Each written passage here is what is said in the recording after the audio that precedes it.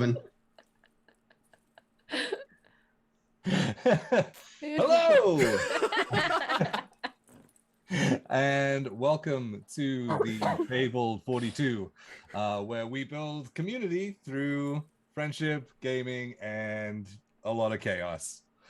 You are watching the Fables of Gahlia, which is every Friday at 6 p.m. PST, where we do the thing here.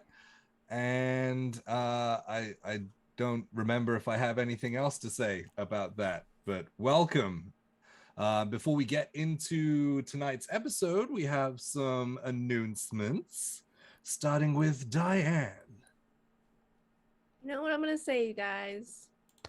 YouTube. We have one. You should know about it. You should be a subscriber to it because we will post this episode on Monday for you to watch and enjoy for many, many, many times. And then you can go back and rewatch all the past episodes, and then you can go and watch other campaigns. So it's great. We have it all there. So you can go there, you can like, subscribe, comment, do all the YouTube things that you usually do. And then yeah, I think that's all I got for YouTube. Like, subscribe, Mondays. Yeah. All right. Yeah, sounds good. Message is over. End of message. Paul, what you got for us, bro? Yes, special thanks to our first sponsor, Critical Dice.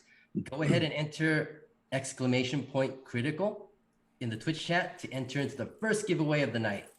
We'll be calling a winner after the break, and then stick around to after the break to enter !critical again to enter into the giveaway at the end of the stream.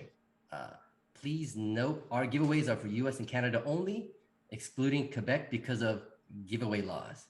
What the heck is up with that? Help support the channel by clicking the link below for 20% off on all non-subscription items. Yes. Great. Bets. Also, guys, check out our friends over at Nine Realms Gaming. They hand make all of their products from natural woods to create quality and affordable gaming accessories. Look at these gorgeous vaults. You can use the code Fabled42 to get 10% off of your own purchase of beautiful dice. And look at that DM screen over there with Jay. Beautiful. All made by Nine Realms Gaming, and his face is on it. So they do customs as well. So if you're looking for custom laser cut beautiful wood things, hit ninerealmsgaming.com. And I'm done. Nice. Brent. A special thank you to our fourth sponsor of the evening, Griffin Co. Everything that you see that is 3D printed on our shows is from Griffin Co. Use promo code Fabled42 for 22% off at griffinco.com. Nice. Our last sponsor is our friends over at Underground Oracle. If you would like to spice things up and try some new classes and new, 5th edition content, go head over to Underground Oracle and they can get you started. Also, don't forget to stop by tomorrow for the newest episode of Fate of Ukador. We are going to be starting that stream back up and look forward to other streams. But tune in tomorrow at 6 p.m. Pacific. We'll be here. You'll be here. We'll have a good time. We'll all be here. Yeah. So Monday is dark for Monday, yep. We're having for Legends. a cast hang. Yes. So we Bye will week. not be on Monday. Yep. Bye Yeah. week. And yeah, obviously we are down a player today. Chris Solo has decided to step back from Fable 42 to concentrate on things that are a lot more important in his life. So I just wanted to A, address that, and B, say thank you, Chris, for what you've created over the last 4.5 years of your life. This community here, everyone in the chat, everyone on my screen that I see right now, everyone in the other shows. None of this would have been possible without the countless hours of blood, sweat, and tears and love that went into creating this whole thing. And we're definitely gonna miss you. Yep. Yeah, it's a little sad. So I would, as we lead into the trailer, just like the cast, to join me in a round of applause as we send off Chris. So Love you, buddy. Absolutely.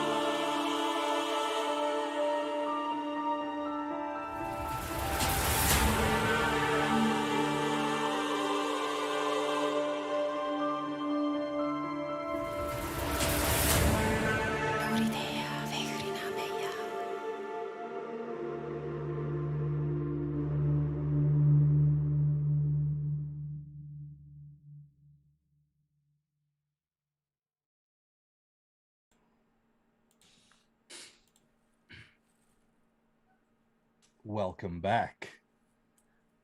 So, last time on Fables of Gahlia, you guys had made it through the sewers. You had befriended a kobold. Yep, that happened. Had him lead you into the throne room of Zark, the leader of the kobolds, where gifts were given. Some were well received, others not so much. Some over received, which ended up in battle ensuing with a giant potion enriched kobold. Swobald. Yes, Swobold. Thank you. After downing the leader, not lethally, Kaya was seen as the god king dragonoid by all of the kobolds, and so after a couple of nice persuasion rolls, had led them to agree to letting their new friend Croc be sort of commander in his stead while Kaya was away. And you took 4 kobolds up and put them into work for Jarek, while getting into a little bit of an awkward confrontation with him over some misunderstood messages. He agreed to take on the kobolds. You guys were paid in potion and coin. You guys went back to the Wheezy Pipes, had yourselves a mighty fine long rest, had woken up and decided what you were going to do for that day. And so Fizzlewick had said that he needed to take the letter to the address that he had uncovered the code for. And so that's where we are picking up. Guys, what would you like to do?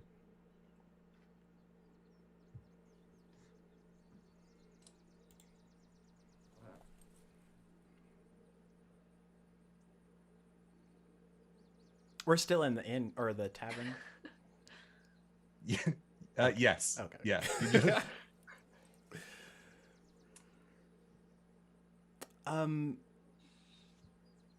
I'll go over to the barkeep lady. Gretchen? Yep. Gretchen, dear, do you have any of that tea for sale? For purchase? Or do you know I could purchase some in town?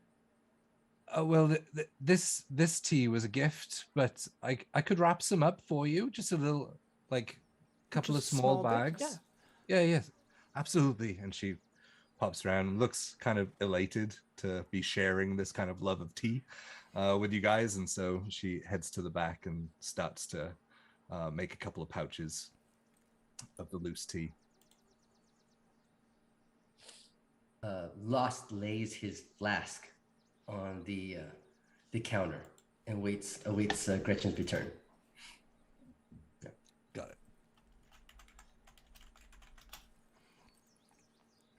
Fizzlewick is sat on one of the stools, just kind of clutching the letter in his hands and looking at it. You guys, as if you're looking at Fizzlewick, you guys will see that it's a very old envelope and it's been through a bit.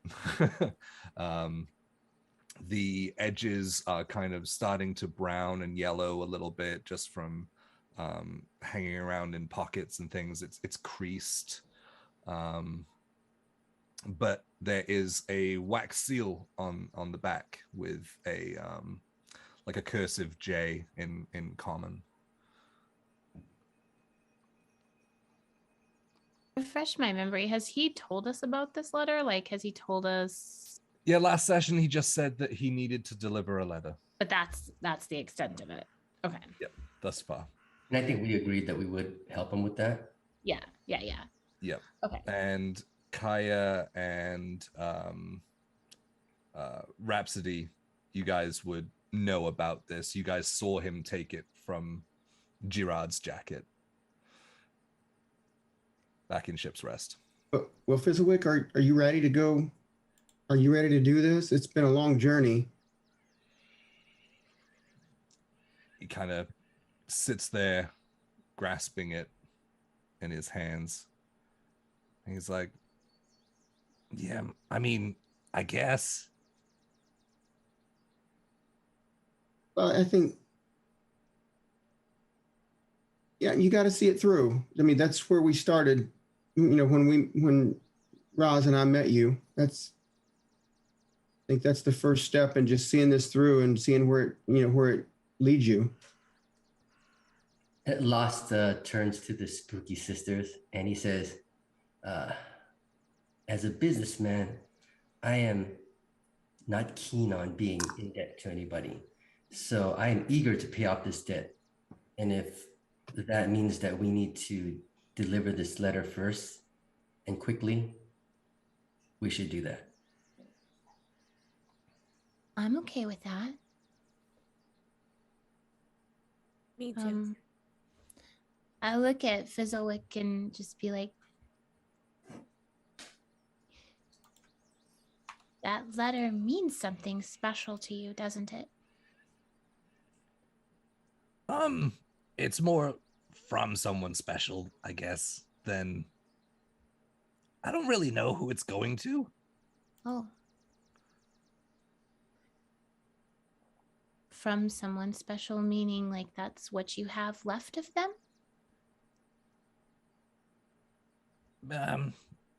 Between this and the hat. I understand that. We tend to cling to the earthly things that we carry of those who have gone before us. Yeah, I guess this letter just seemed like something I needed to do. Well, then I would be happy to help you. Thank you.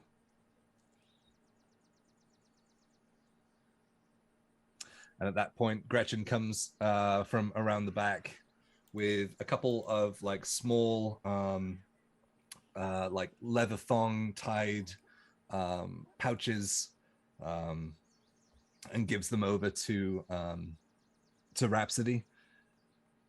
This is about as much as I could give it in the pouches, just so that I don't give it all. Do you know what I mean? Oh, yes. It's more than enough, I'm sure. And he'll reach in and set down 2 pieces of gold on the counter. For your troubles. Oh, no. I can't accept this. This is far too much. Oh, it's nothing, dear. Nothing that, I won't acquire later, but this is very much appreciated, and we much appreciate you.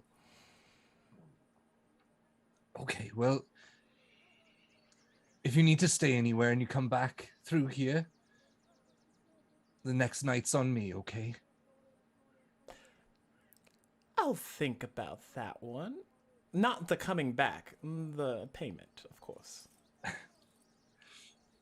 Understood.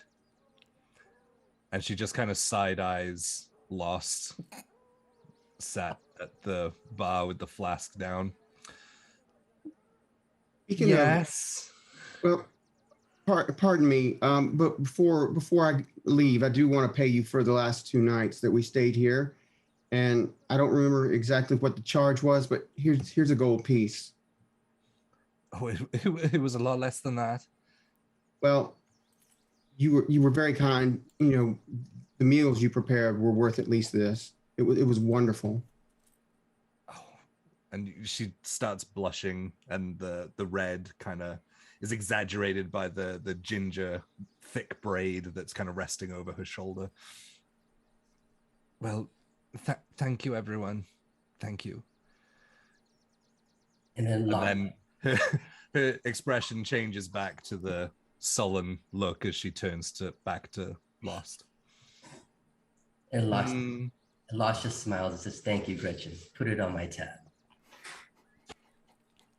Yes, about that tab. And she pulls up a small chest and opens it, flicks through some papers, and pulls out for her, kind of like a notepad-sized piece of paper. You see, you were charging this to our friends, but they never paid it. And she holds it up, and it unfolds once, twice, 3 times, 4 times. Oh my. We have a little bit of catching up to do, you see. For someone who doesn't like to carry debts, that's a big one. But I was just thinking. Oh, and Lost leans in, just smiles and says, "The Scarlet Sails will make do on that debt." Yes, well, it's hard sailing down here, isn't it? And he says, "But even greater than money are the tales that will be spoken that Lostaroth frequented." I think she wants you to pay her some gold. Mm-hmm. See, this one's a smart one. You just got some. Just give her like a down payment, just to show her that you're good for the rest, or at least somebody would be. Listen, you have nice friends, all right? So let's call it 5 gold, and then with everything else, we'll say that tidies you up for now.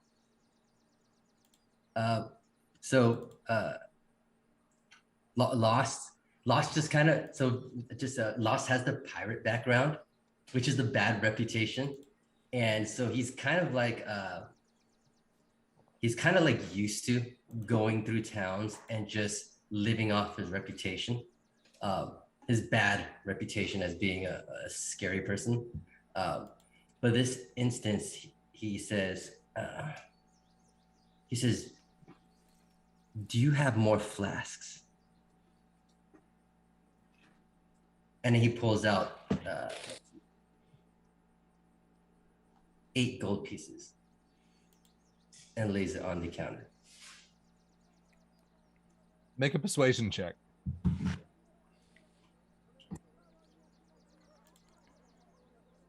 That's a 17.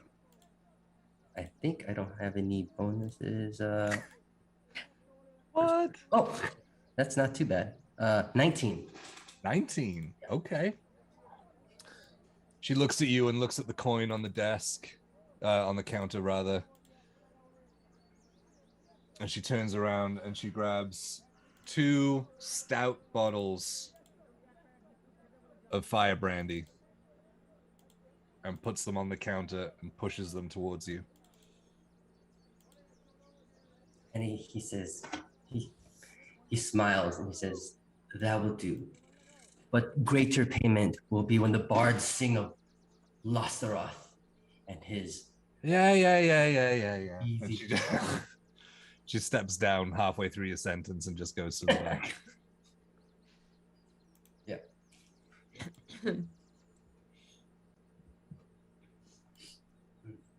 Lost, I just got to say, you're well. I don't know if you want me to call you Lost or not, but you're quite a character. I'm gonna enjoy getting to know you a little better. You're so serious. You in the world. Yes. Maybe someday we can get a smile on your face.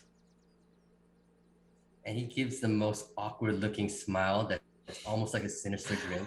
Oof. So That. I don't think that's what I meant.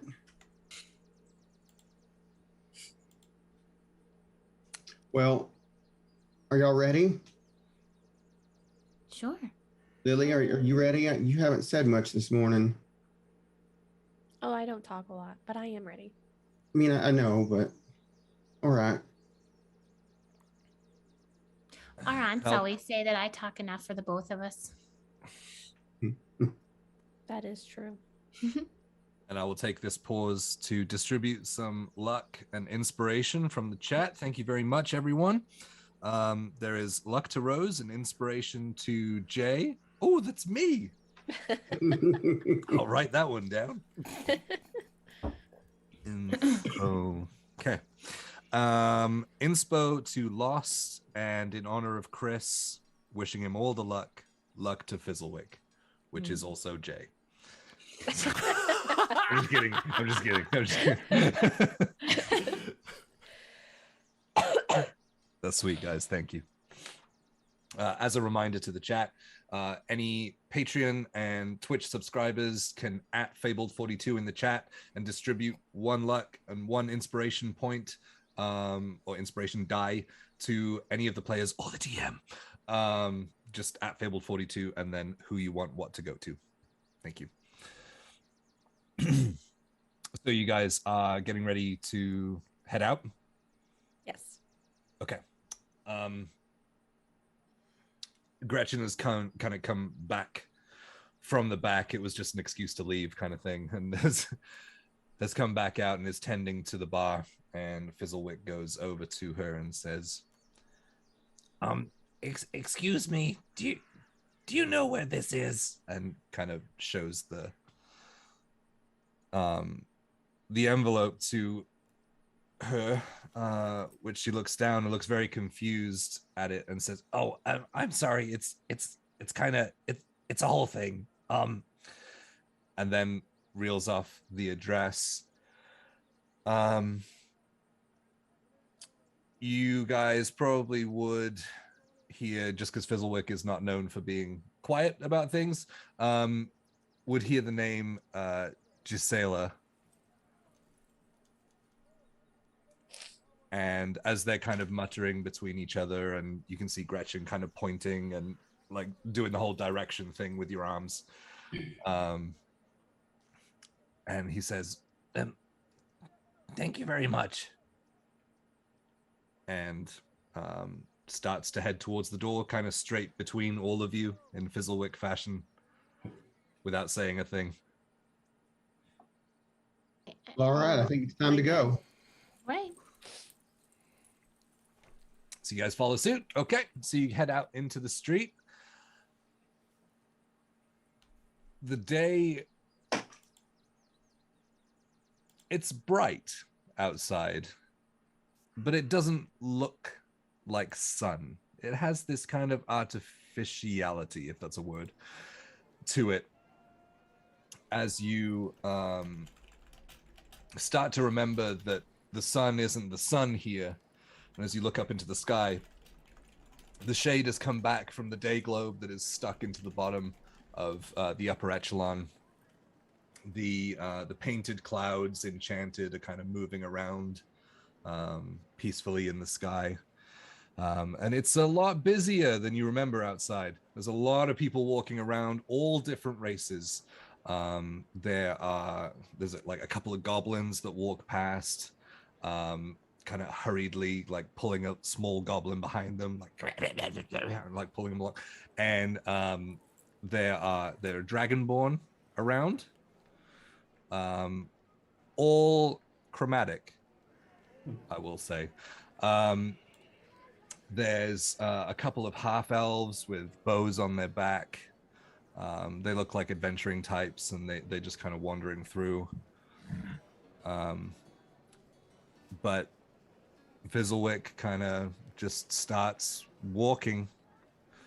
So I guess you guys are just following behind him. Yeah. Yeah. Is there anything that you guys would like to talk about or do along the way? So you all mentioned that you had to go to the Institute. Yeah, that potion bottle that is alive,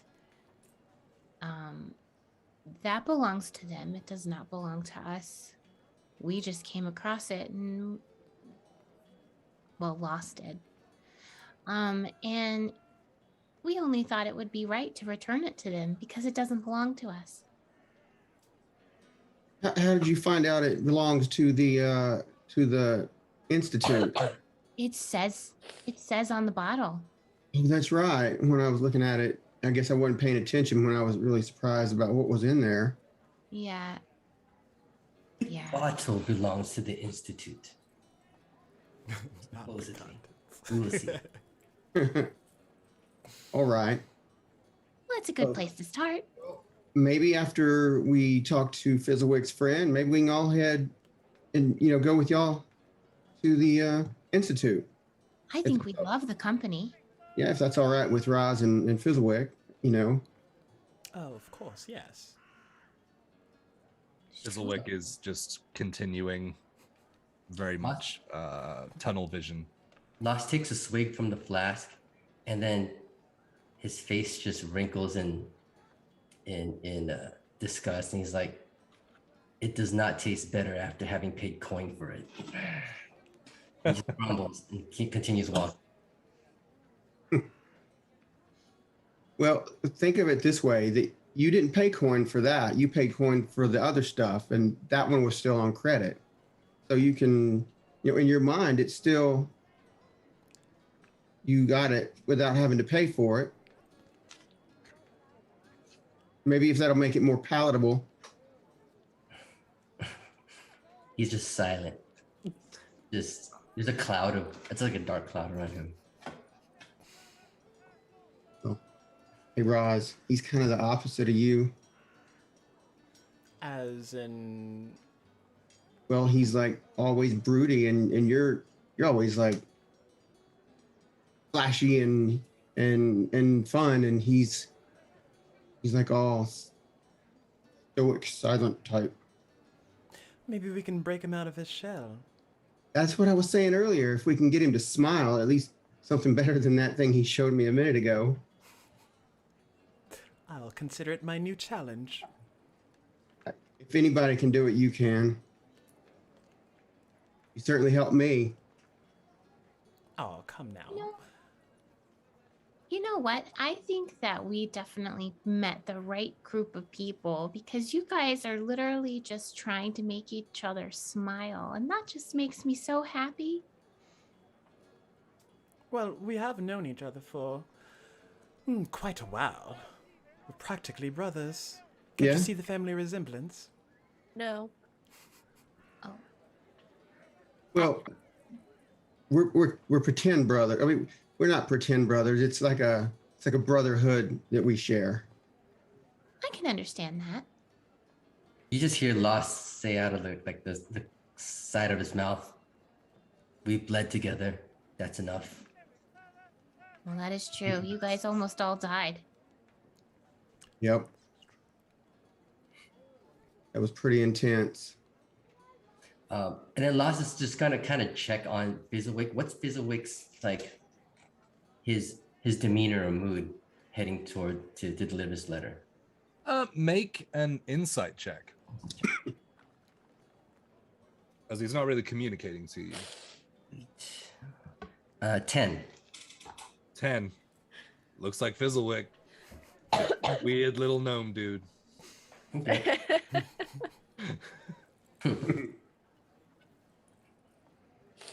It's hard to discern. Fizzlewick, are we almost there? Do you know? He goes, I mean, I'm just following instructions. I don't know. Okay. I mean, there's only a couple more turns around. That's All right. I just want to get there. All right. As we're traveling through the city, I want to be like looking. Like I've never been to this kind of city before. I just want to be like looking at everything. Yeah. What can we maybe would both shops just we be- can go into? Yeah, like Anything that catches our eye. For you girls, there are so many people. yeah. So many. And they're all packed in really tight. And I guess it would be kind of close to overwhelming, but I guess from your guys' perspective, the curiosity is just piqued in you. This is how other people live. Yeah. You looking for shops and things? Is that what you said? Well, I just wanted to not miss anything. Okay. You do. I mean, make a general perception check, just as you kind of. You don't want to use our passives. No. As you actively looking for things. So.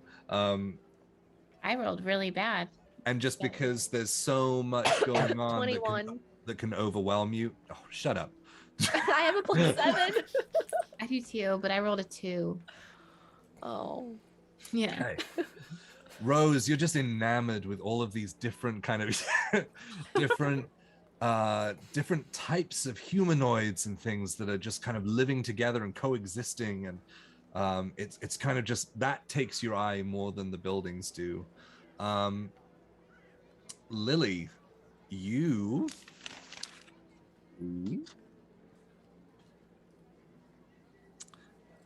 see a tavern. It's not an inn like you were at before in the Wheezy Pipes. It is a tavern, and it's called the Wandering Wyvern. It has. Give me an insight check.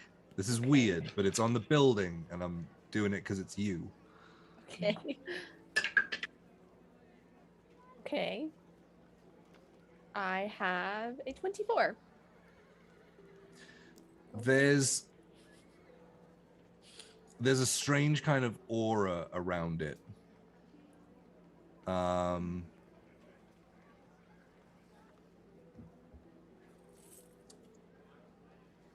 can I?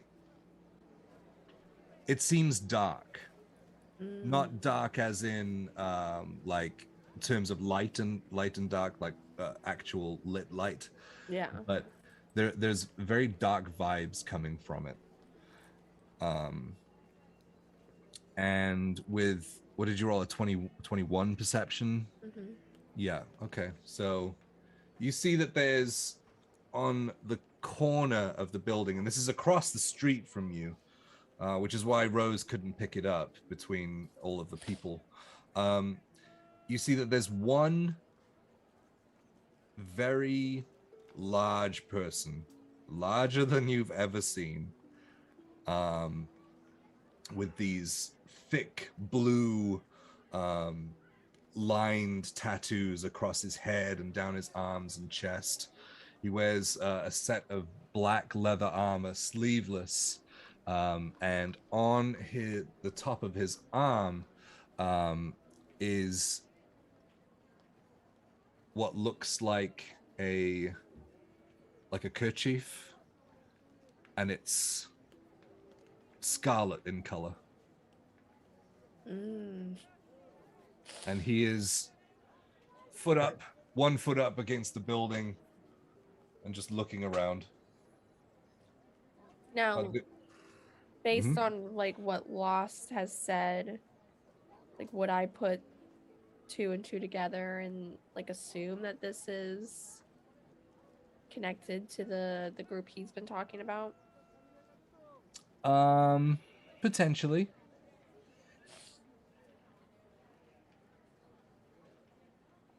Dark aura. Okay.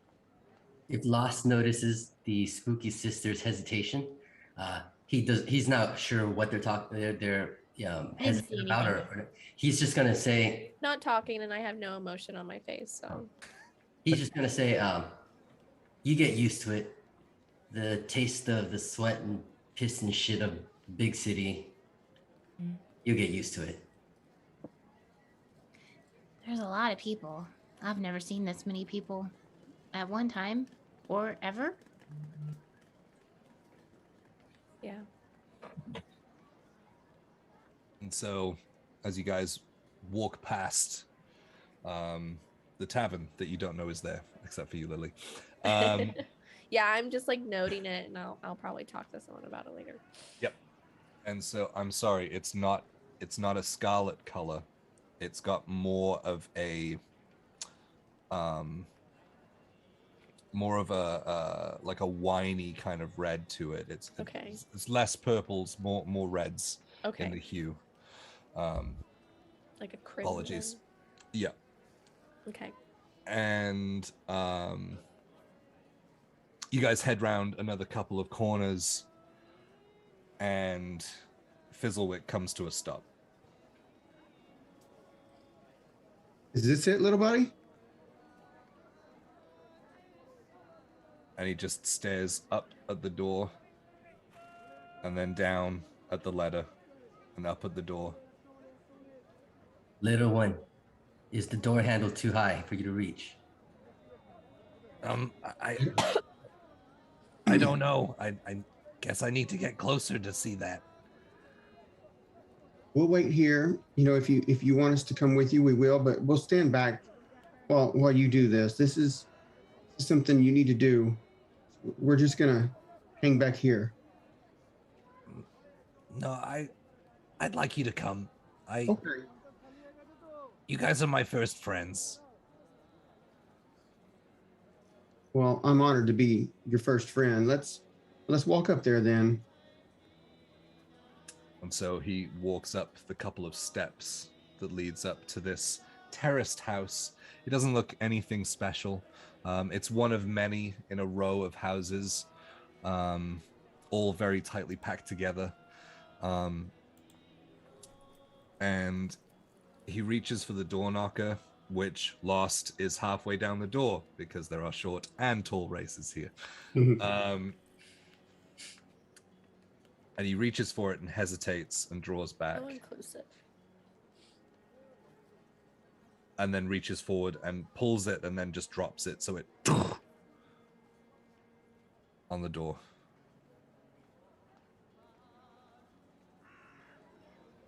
I'm gonna move kind of standing directly behind him. I don't want to be like standing next to him. I think I want him to be the one who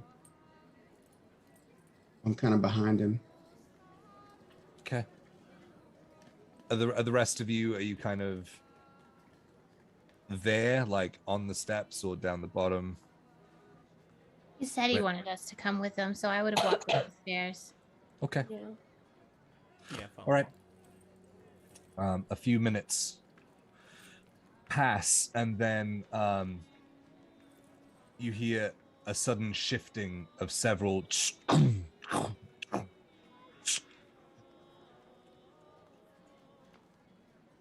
of bolts and chains moving on the inside of the door before you see a young female human. I would say probably in her early 20s, between 21 and 23. And she has like Lily, like a solid set of bangs at the front, and it's kind of just tussled in like waves and curls and things. She peeks through and says, yes? And Fizzlewick just kind of looks up and in total panic just, I have your letter. And just kind of pushes it into her face. And she looks confused for a second before taking it and looking at it. And I would say, sisters, you would see her eyes moving across the address on the front, which you guys had seen was written in code. But her eyes read from left to right, like she's reading it. And her hands start shaking, and she turns it over, and she sees the wax seal, and she drops to her knees with it in her hands and just starts crying. Rose, is she okay? I don't know. I really have no idea any kind of context here. Fizzlewick, why don't tell the young lady who you are? He says, I'm Fizzlewick. And in that awkward Fizzlewick moment, it catches her off guard, and she almost shakes her head, and it breaks her tears for a moment, and she just lets out a small laugh, like choked behind the tears, but kind of just completely taken off guard. And she wipes her face and stands up and where did you get this? And Fizzlewick says, well, my teacher had it. And her eyes widen, and she looks around and says, are you all with him? Yes. Come inside now. And she opens the door. You all head in? Yeah. Yes. Absolutely. Yep. Okay. Everyone goes in. So she leads you into a very small living room. This is, I guess for most of you, this is very, very quaint living, very small rooms, not much furniture in there. But she has a couple of just wooden chairs that she drags from a dinner table to go with the couple of seats that she already has in the living room. And she sits down, and her and Fizzlewick start to converse. As this is happening, is there anything you guys would like to do? Boss is gonna check out the window. He's kind of concerned about all the locks and how she invited us in as if there was some danger outside, and what kind of neighborhood are we in? Or Okay. yeah. So he's just gonna kind of lean at the window and take a peek outside and keep watching. Okay. There are wooden shutters that are closed on the window. Do you want to like crack it and Just kind of crack it a little look bit. out? Yeah. Okay. Make a perception check with, I would say, with disadvantage because you're only looking through the sliver. That's a fail. I rolled a 1 on the first one, so yes. It's a busy street, man. Like it's hard to determine if there's anything in particular out there. Got it. I would like to look around and see if there's kind of any evidence to who this person is. Make a perception check. I also rolled a 1. This is not a good night. So 8.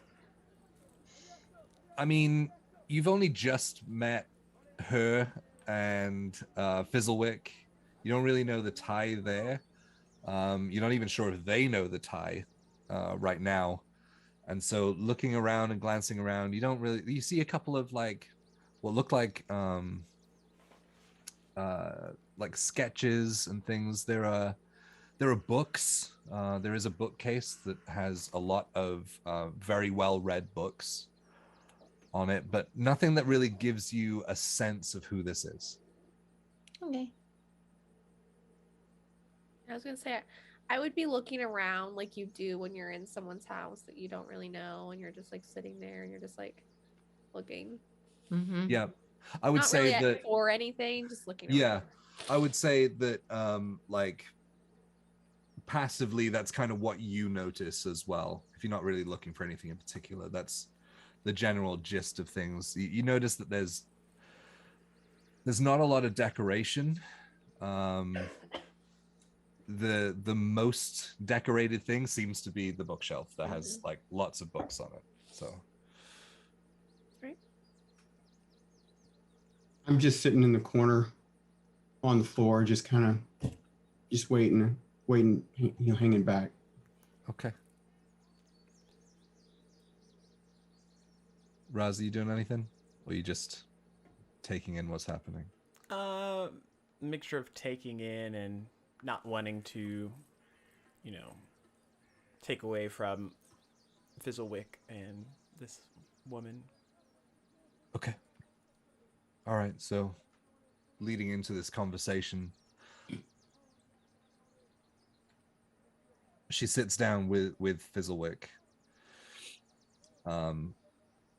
on like a two-seater, basically, the only couch that's in the room, so that they can kind of be on the same level. And she opens the letter in front of him and just starts reading. And as she comes towards the end of the letter, she grips it with white knuckles and then releases and just pulls it to her chest. And she says, you said he was your teacher. Well, yeah, I guess. I ran away from home and he kind of found me and taught me some stuff. Do you know who I am? Well, I guess you'd be Gisela. And she chuckles. Yes, that is me. But I am Girard's daughter. I haven't seen my father in many years. In fact, and she squints just above his eye line at the hat that he's wearing and says, "That's his hat. Wait, why do you have his hat? Why doesn't he have his hat?" And for the sake of brevity, the conversation goes telling the story of how Girard met his end, and how he came to meet all of you in delivering the letter. And she doesn't look shocked at this, but she seems almost at peace. I would say that the sisters would pick up on this in particular, with your dealings with this realm of things. And she says, well, at least he can stop running now. And Fizzlewick kind of looks confused and says, well, why was he running? And she says, well, he was once part of the Institute.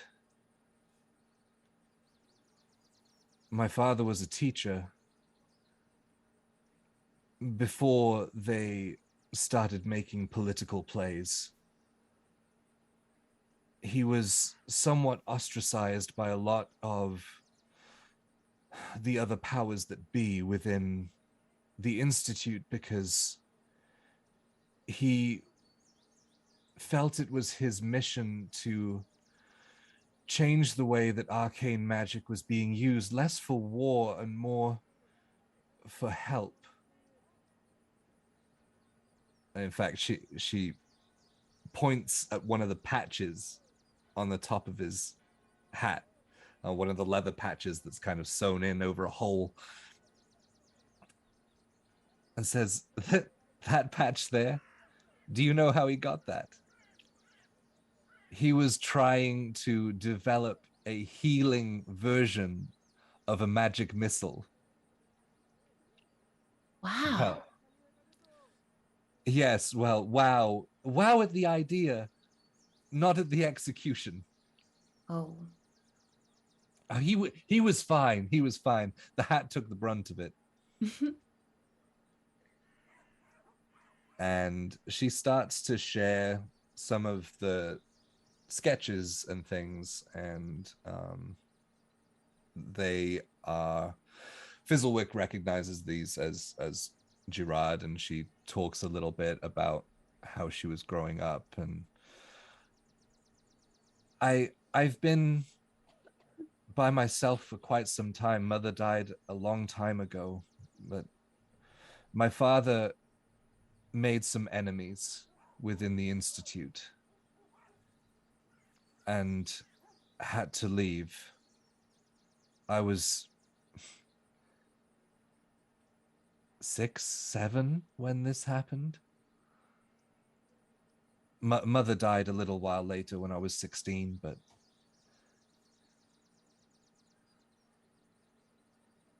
he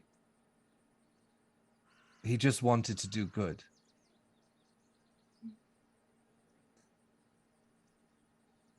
And was punished for it. He left in order to protect us so that we would not be targeted.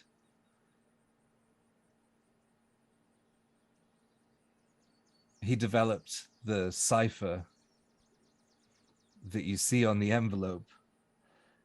He was working on a more encoded version, and Fizzlewick pulls out a second book that you guys haven't seen him with, very tattered, leather-bound book, softback, and says, "Is it kind of like this?" And she says, "Yes, yes. This is extremely advanced. I can't read this. Have you been able to read it?" And he says, "Well, I'm starting to.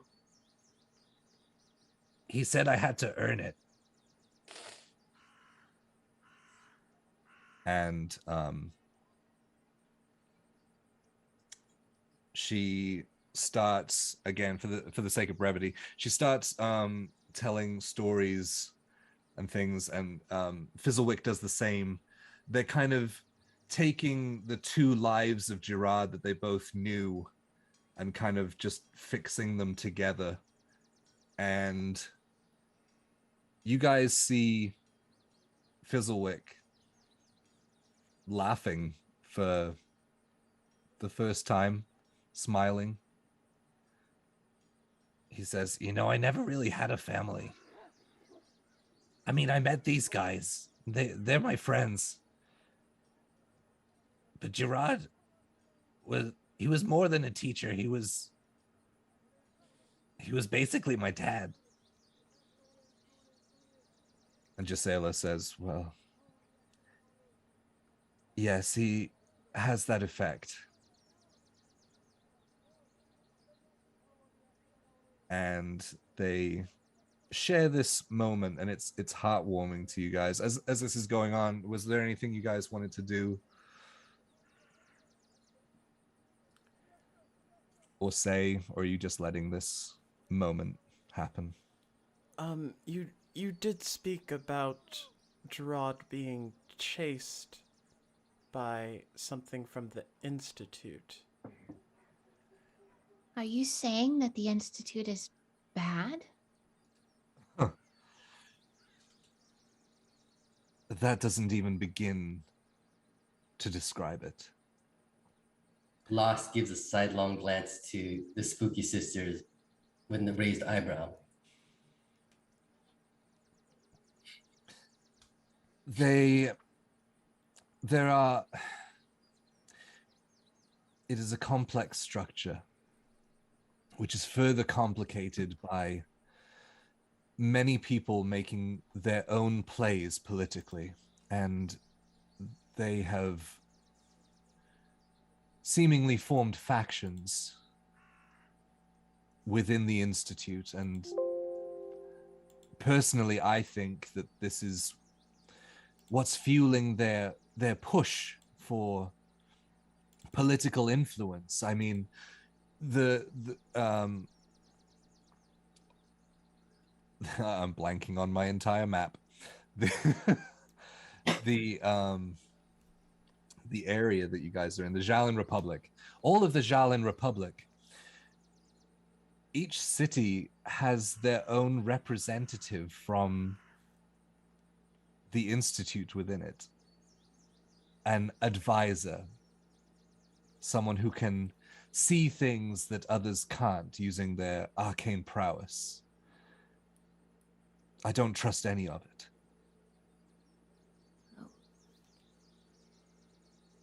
Father always spoke in disdain about the place.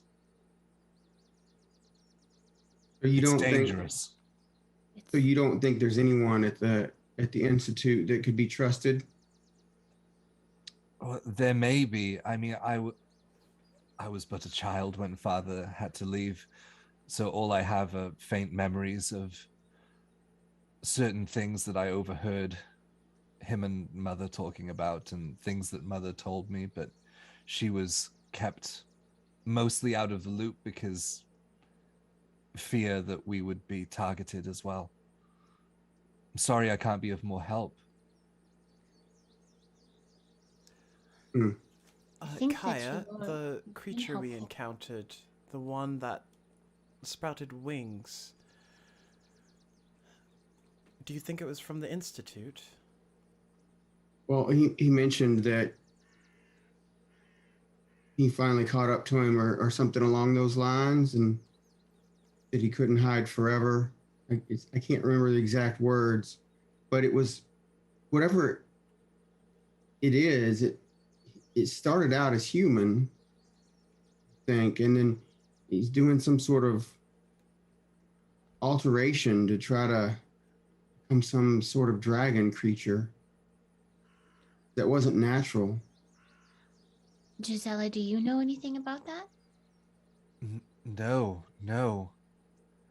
I mean, everyone in the Institute, all wizards know that arcane magic was developed from draconic magic many, many years ago, but other than that, that doesn't sound like anything I've heard of.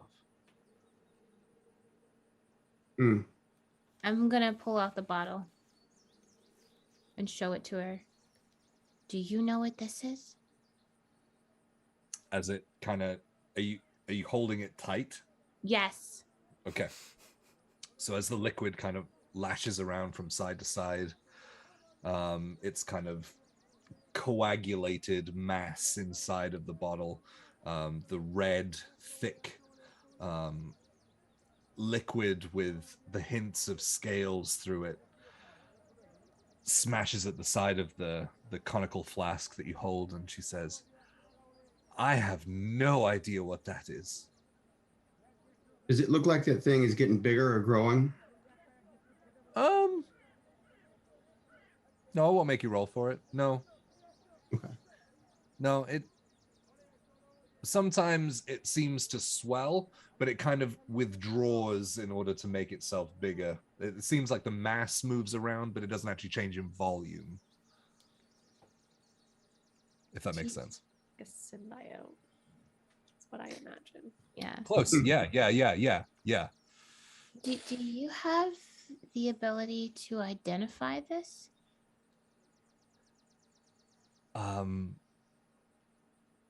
I mean, and she heads to one of the shelves and she picks through one of the books and pulls it down and sits down. And this is going to take me a minute.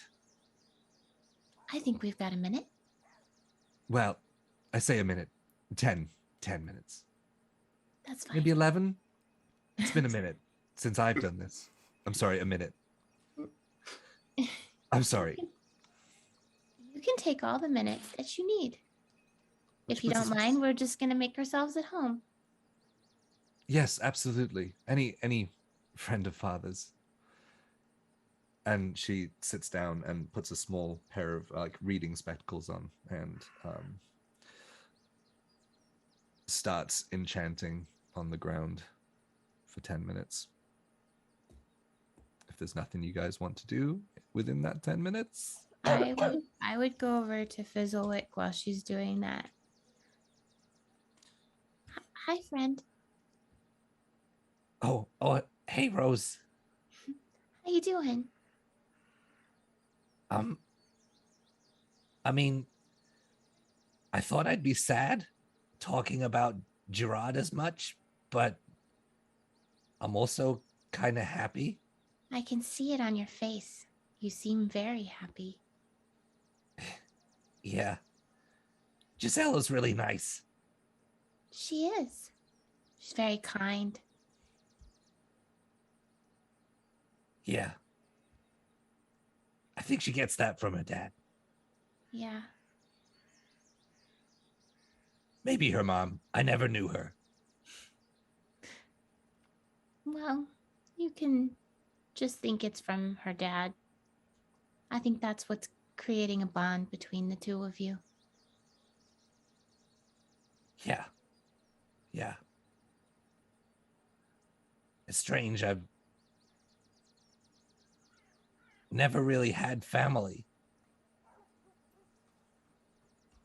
But now you guys and Gerard and Gisela.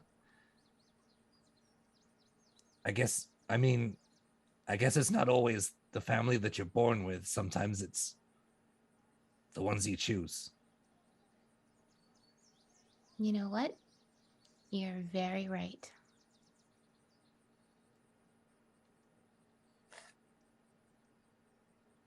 And I'll just go sit next to Lily. Okay. So, Gisela, after a few minutes, finishes the spell, and she says, "Well, that was more difficult than I thought. It was hard to keep the spell while trying to stop the glass from moving, but I was unable to identify it." Does that usually happen for you? It usually only means one thing, that it's not an item. It's living. Oh. Oh. Yeah, I think it's definitely living. That's What sort the of magic? impression I got. Is this some kind of... Is this an arcane magic? Can you tell that, or do you not have... This... It's not something that I've ever seen before. It seems wrong. I don't know how else to describe it, but... When she says that, I'm going to use the eyes of the grave. Okay. And for me, that just means that like my eyes kind of turn gold. And as I look at everything within 60 feet, if there's any kind of undead, I know where it is. But I want to identify to see if this is some kind of undead creature in this bottle. Okay, so as your eyes glaze over with the gold of Eastus and she guides you, you feel her presence out into the room. There's nothing coming from the flask. However, over Gisela's shoulder, you and Lily both see an older woman, ethereal, transparent, and she seems to be smiling and brushing Gisela's hair, like the knots and the curls and things. And the drawings that you saw earlier, it looks like the family unit. It looks like her mother. I will drop it, and my eyes will go from gold back to blue. And I'll just look at Lily and kind of give her like a half smile, half wink, like I see it too.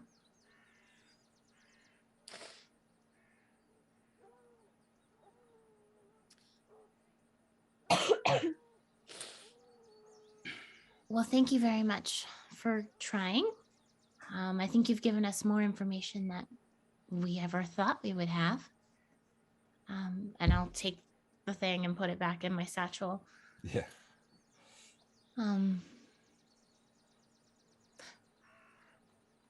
If it's a living creature, I feel like there's a need to free it.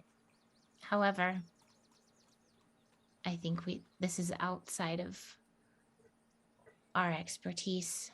Just in case it's hostile, we don't want to be consumed in the meantime. So. Speaking of hostile, Lost asks for these factions at the Institute. Are they named?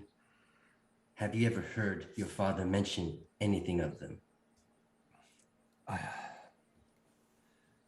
I mean, I was but a small girl when this happened.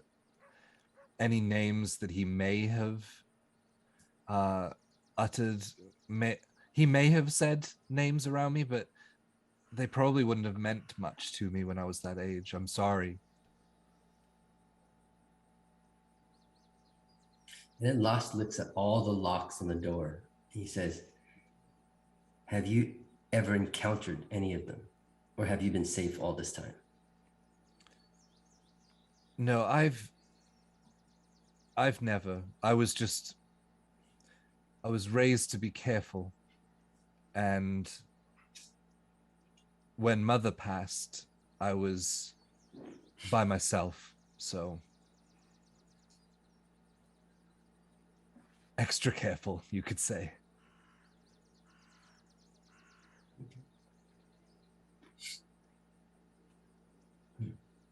So you're here by yourself all the time? Yes, usually. I mean, I have a job at the local shop, but I live by myself. I keep to myself. You're not by yourself, though.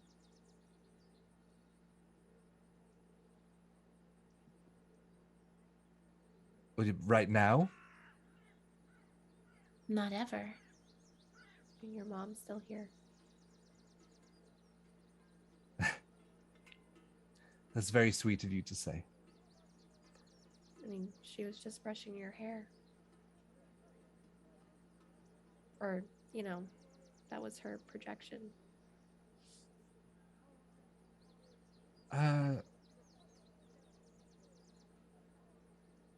Okay, thank you. And she kind of doesn't really know how to take that.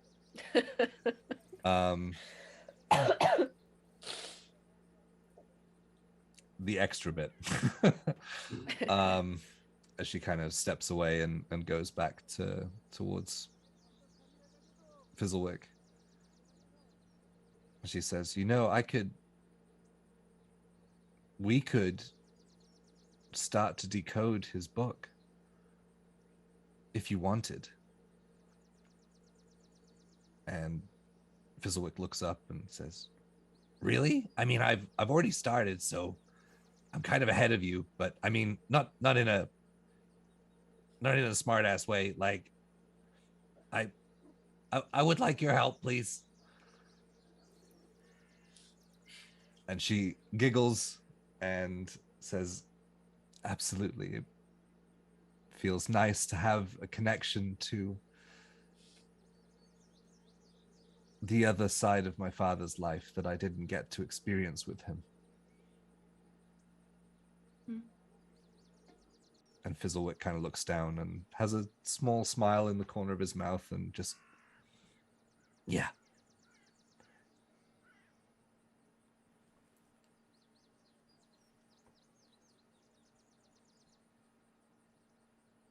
Hey, Fizzlewick, would you like to stay here?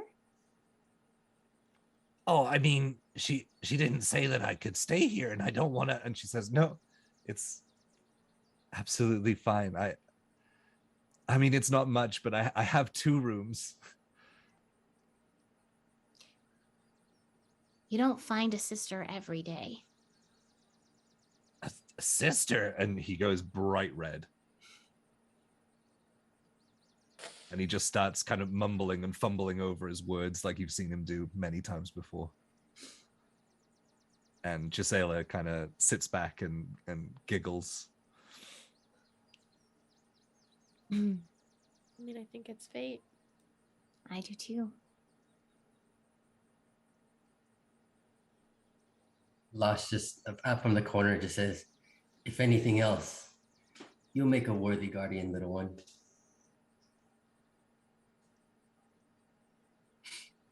And Fizzlewick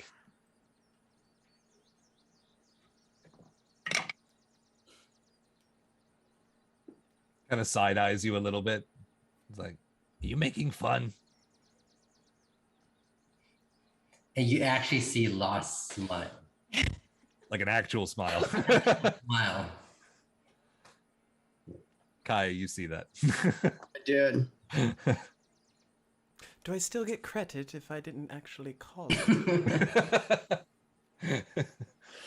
You were present. It was a group go.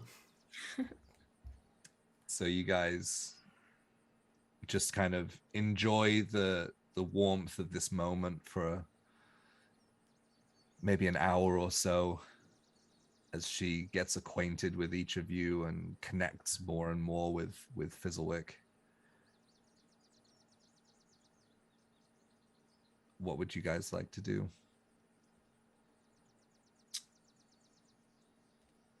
I'm not sure I'm really comfortable with taking this bottle back to the Institute now. Does anyone else feel that way? Yes, it does have more of a bad feel to it. Like, know- is there anyone we can take it to that would know? I've been thinking about this based on what I saw, and I was thinking back about that evil thing that attacked us or attacked Fizzlewick, and Gerard, and this bottle with this, it, if you recall, when I looked at it the first time, it had some draconic type scales, and I'm thinking maybe we should investigate this before we do anything. But I think it's got something to do with how that bad guy was transforming himself into a dragon type creature. And I'm wondering if one of these types of things, he used one of these things to help him do it. And if that's the case, we definitely don't want to put this one in the hands of somebody else who's apparently evil. And those people at the Institute are apparently evil, or at least they're not good guys for sure. Well, we need to find someone who can give us more information on what this is. Yeah, I definitely want to do that because I don't want to put it in the hands of somebody. I'll turn to Gisela. Is there anyone you can point us to? For That would maybe know what this creature in the bottle is and what to maybe do for it, or how to reverse it, or I'm so sorry, but this is literally nothing I've ever seen before, and I've become somewhat withdrawn from the arcane world and until today. that's understandable. Yes. I'm sorry. I wish I could be of more help. No, it's fine. All I can do is caution you. Okay. Whenever dealing with the Institute. I'm sure there are good people there.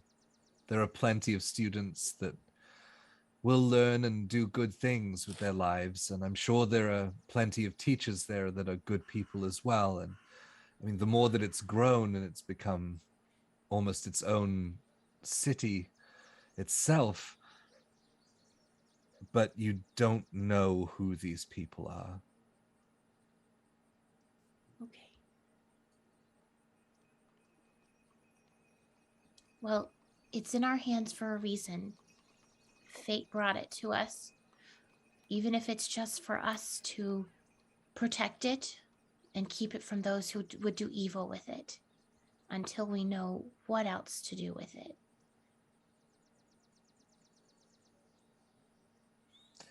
Seems it is your charge.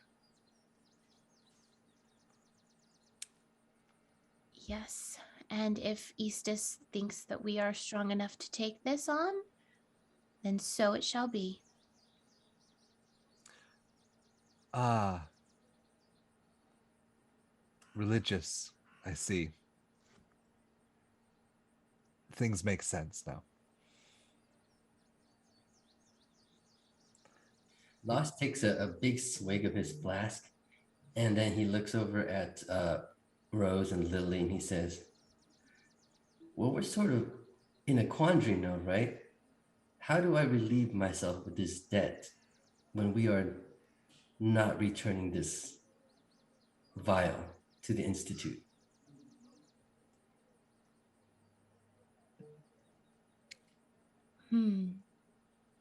We are still trying to figure information out from it, so Maybe it's a little too soon to start trying to ponder how that debt can be erased or be taken care of. Rose, is there any way you can sense or feel if the creature inside of that is in pain? I could try Make a medicine. Insight check. While she's doing that, Lost kind of pulls out a dagger and goes, What? No. Because then We're we'd have not to asking you to put it in pain. We want to know if it is in pain. Um, We There are don't really many kill it. simple and more direct methods. I'm just saying it's available. just a second. So I'm going to. Did you say medicine? You said medicine. Oh, you can you make a said- medicine. You can make a medicine check. You can make a medicine check, a nature check, or an insight check, and they'll tell you 3 different things. I'm gonna do insight. Okay. I'm going to like hold it and try to connect with it in any kind of way. Oh, I'm rolling really bad. 13, 14. 14.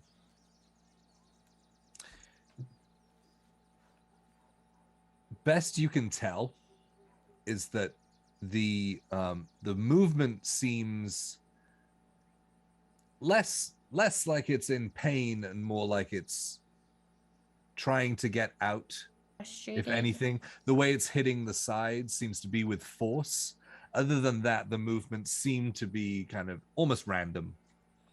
Okay. I would assume it is not in pain. It's just angry, frustrated, Understandable. trying to escape. You know, I'm really uncomfortable carrying this thing around like this. I wish there was some more secure way we could travel with this thing. It's been in this jar for a while. Yeah. Yeah. She Gisela hears that and says, wait 1 moment, and she disappears off into a different room. You hear rummaging things.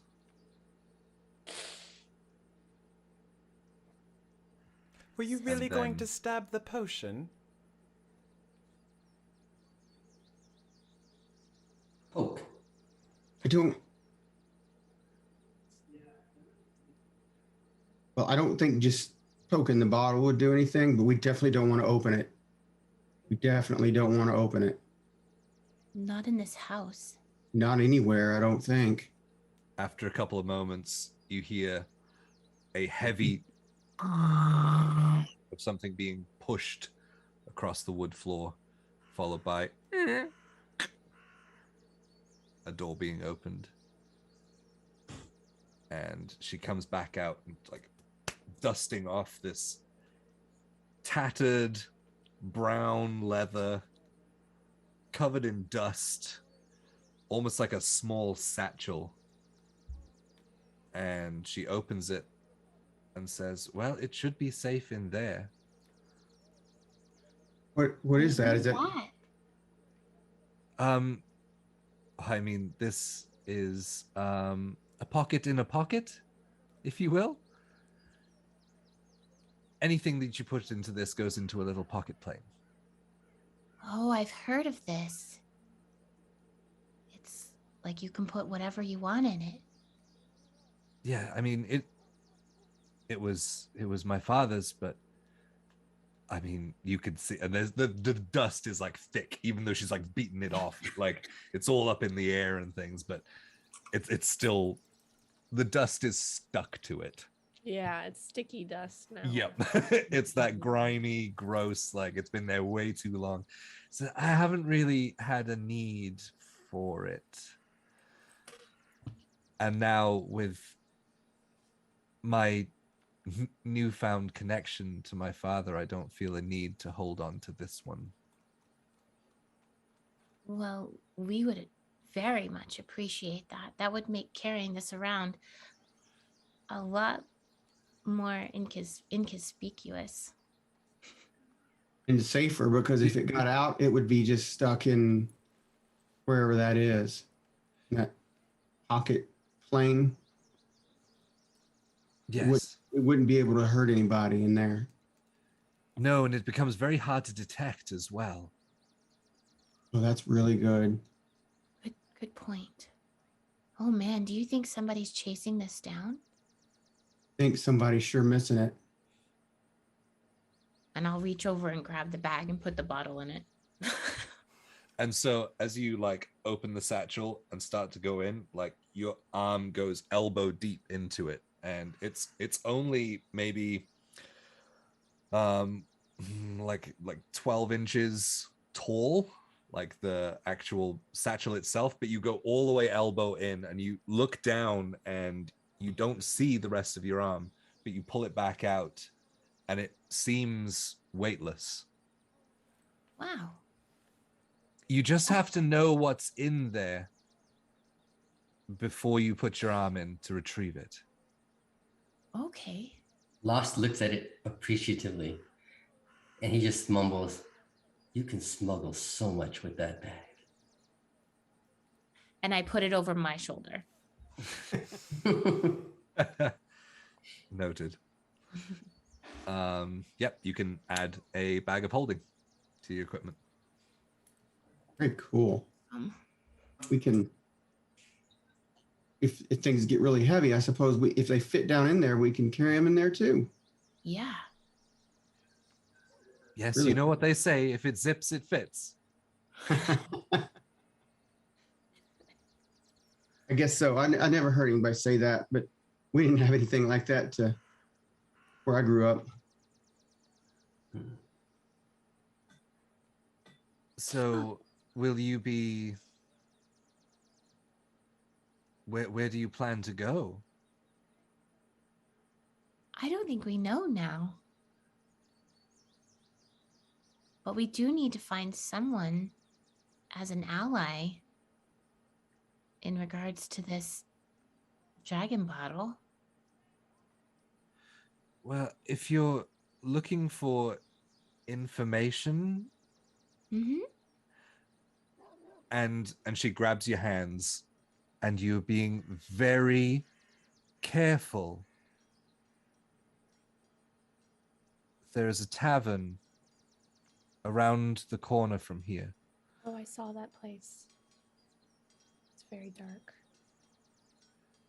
Yes.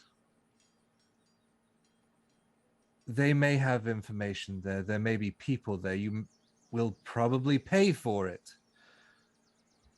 And I can't guarantee the trustworthiness of it, but that would probably be your best place.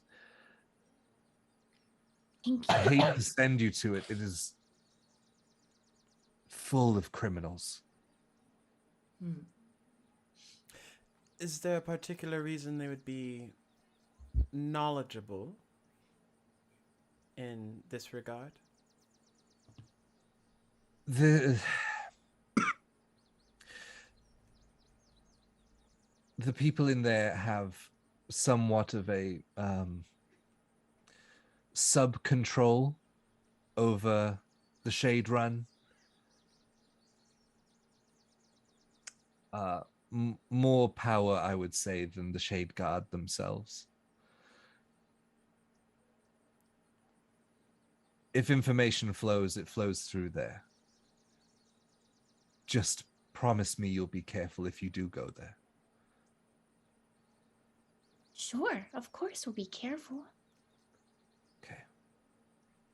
I don't think we, just before we leave out of here, and so we're not talking about it in public, I don't think we should tell anybody about this thing we have.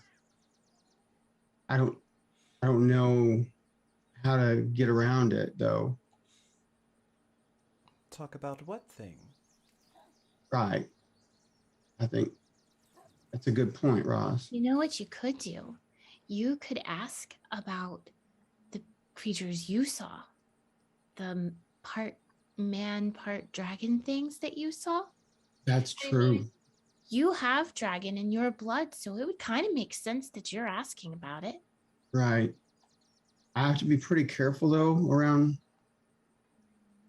certain types of people, though. I'm not like most dragonborn that you see out on the You're streets the here. only dragonborn I've ever seen. Well, I'm kind of, there's not very many of the kind of dragonborn I am. You see how my scales, they have like a shine, and they kind of, some of them, yeah. Well, I'm an emerald gemstone dragonborn, and we're pretty rare. And there's some bad people that would, do some bad things to hurt gemstone dragonborn. Oh. Well, I'm not scared. I can go ask questions. Just make sure you Okay. tell me. Just make sure you tell me everything about these part dragon, part human people. Maybe Okay. just ask about the institute as well. Yes, I will ask about the institute. I And wanted to go there anyways. You do? Just seemed interesting. Okay. We can always go there and check it out. No, So? not the institute. Oh, the This tavern. And what did you see? There was a very, very large man with some markings. Oh, Nice shirt. He does look like A like crimson colored like handkerchief. eh? And just the whole building had a very dark aura.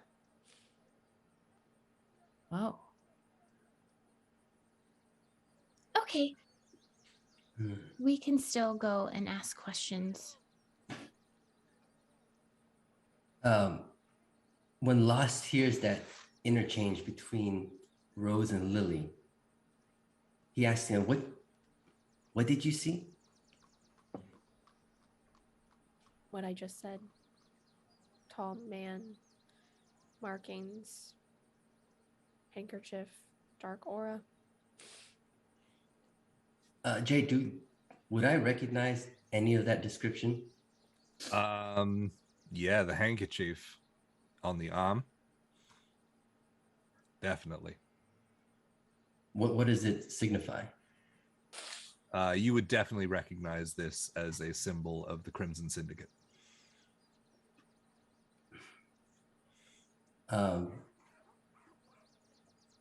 Is it normal that their presence is in a town like this? Well, you know that this is their main hub. This is where they operate from.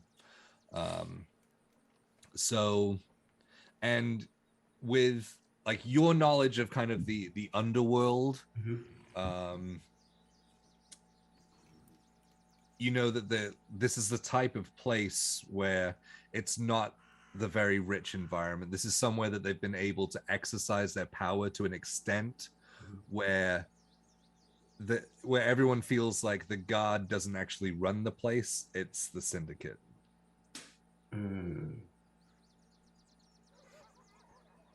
Interesting. I'll let Lily know. And Lost would kind of take a swig from his flask, and he says, "Dangerous people. Those are the markings of the Crimson Syndicate. And I suspect if they're here in town, that they are probably behind any of the comings and goings and doings in this town." So they'll have the information. We can always ask. Do I know that we could just ask the syndicate? Because from what, yeah. You've had no direct dealings with the syndicate. You've taken jobs and orders from them, although your last one kind of went off the handle. Got it. But you've never had any direct dealings with them yet. Got it. Okay.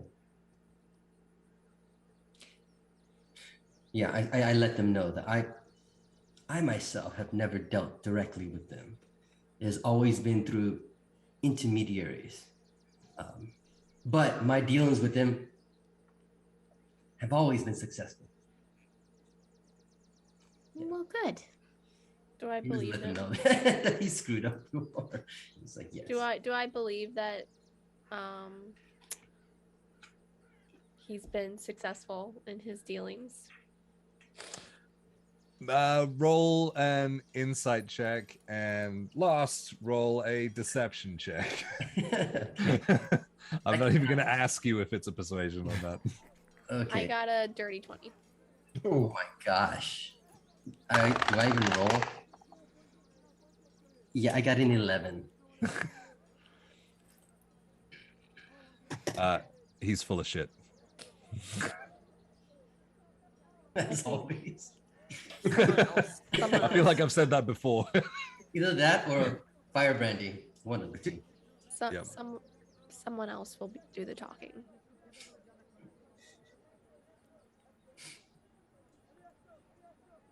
All I'm right. ready when you guys All are. right. Fizzlewick, Yeah, Kaya? I just want to say that I really enjoyed getting to know you. And I know you're staying here to work with Gisela and you know, working on this book.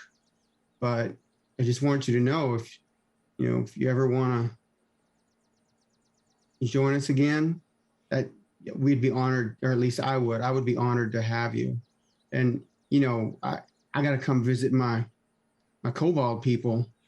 So when I do, I'll stop by and I'll say hello. Yeah, I guess that's a thing now. You know what? Maybe you could check in on them for me. You ever feel? Probably not.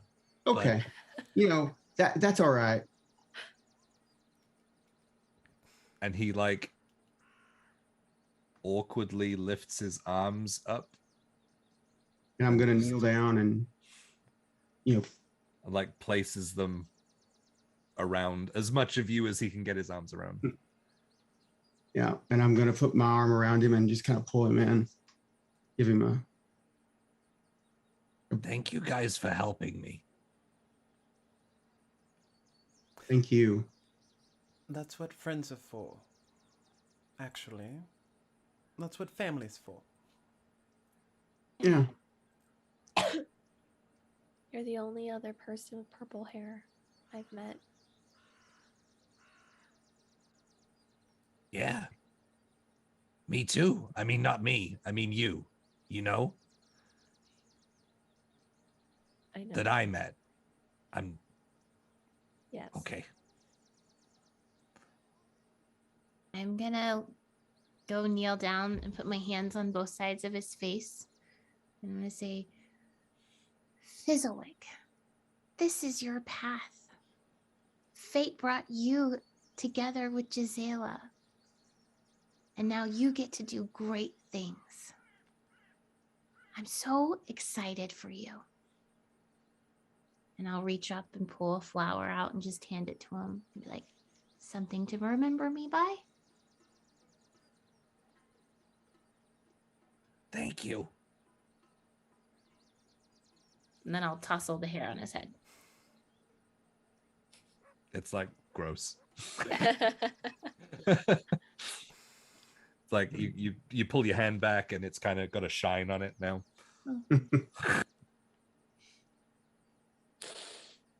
Yeah, Fizzlewick tries to hug Lost. Lost just gives him a look and shakes his head. And he just gives Fizzlewick a nod and he says, I hope to see you someday again, little one. But I wish you a glorious life and a much more glorious death. I don't know what to think about that. And Fizzlewick, if you do happen to figure out how to make a billowing cloak, you know where to look me up. That's right. I think I'm gonna start working on that.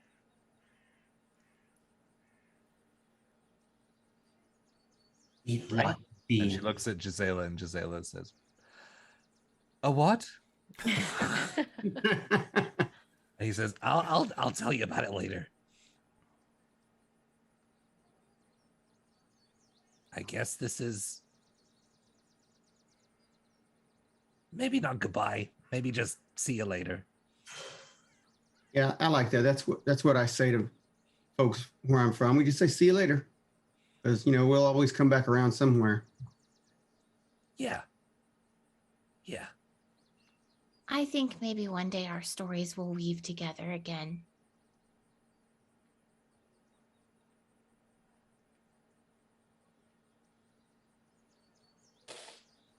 I'd like that. Or at least you can claim to have fought alongside the great Lostaroth. Who's that? Me. Is that what it's short for? Lostoroth? Yes. Oh. I guess that makes sense.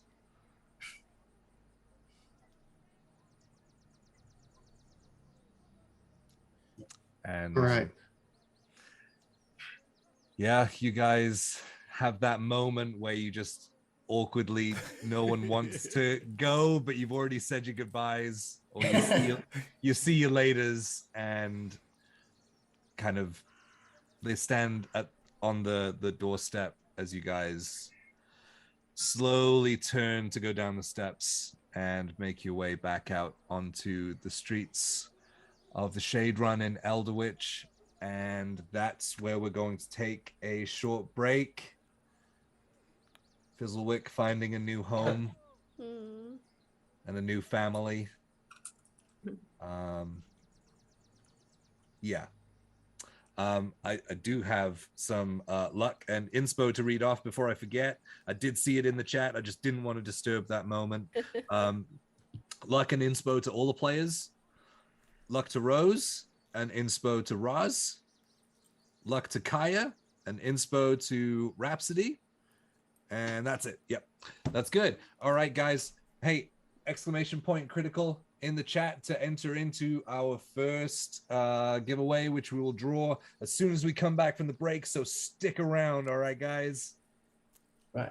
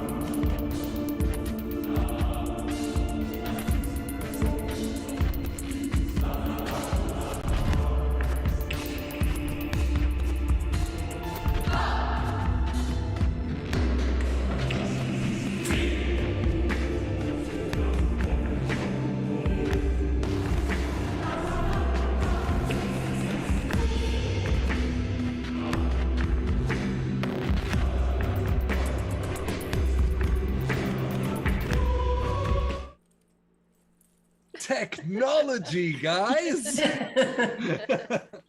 See, we're coping without Chris, but barely. So there was a little error with the giveaway. So everyone enter !critical in the chat right now to go into the drawing.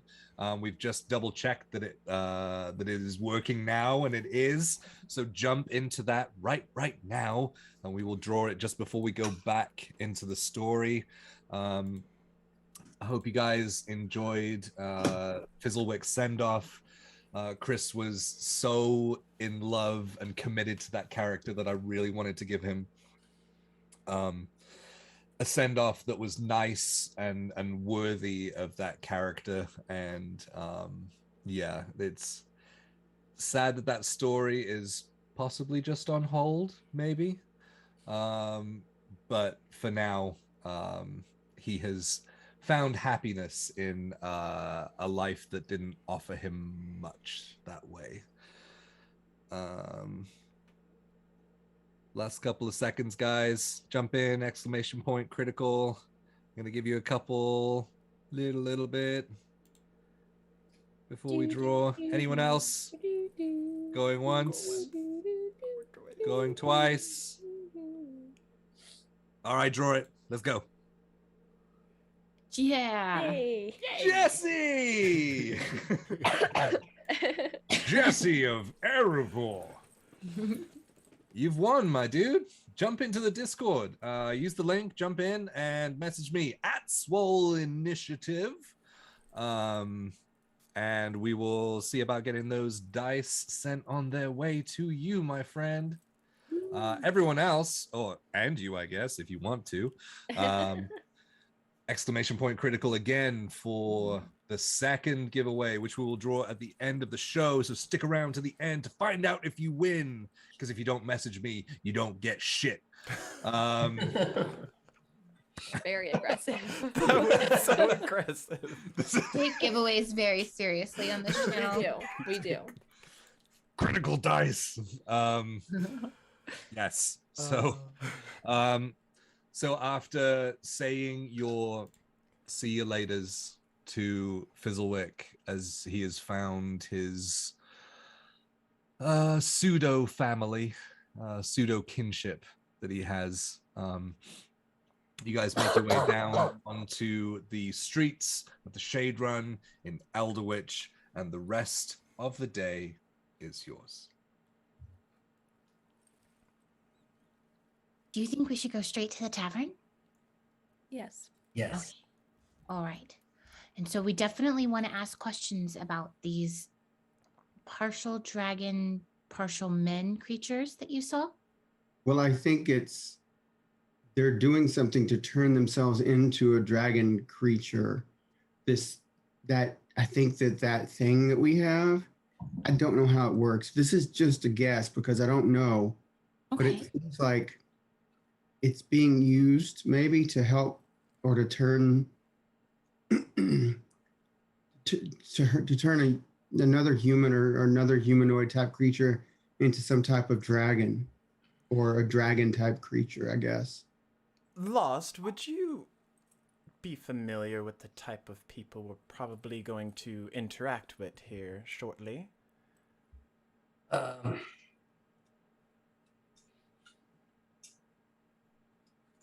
Imagine me. Now imagine a room full of lesser me's. That didn't quite answer my question, but would you think they'll be more receptive to giving us beneficial information, or do we need to go a different route, a different angle? If I was trying to find information from you, Lost, how would you tell me?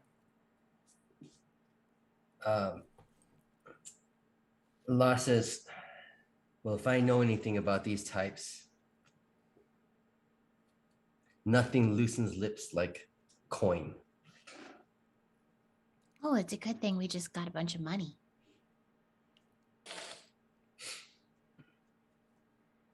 All right. So definitely don't mention the actual dragon bottle thing that we have. That is on lock. But we could maybe even ask if there's a friendly wizard around. Maybe one that's not super friendly with the Institute. Just more information on the Institute. That's true. All right.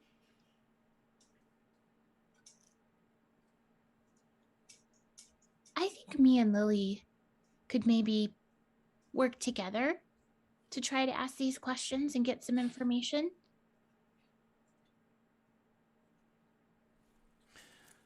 I'm not saying that you guys shouldn't come with us because I think we should probably stick together.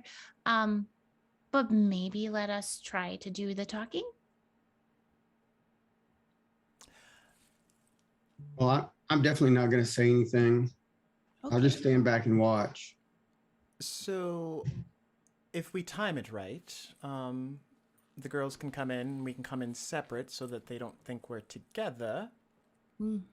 Then we'll be in earshot in case there might be another angle we can approach. That's a good plan. You seem like you've done stuff like this before. This is my first time doing anything like this. It does seem quite exciting.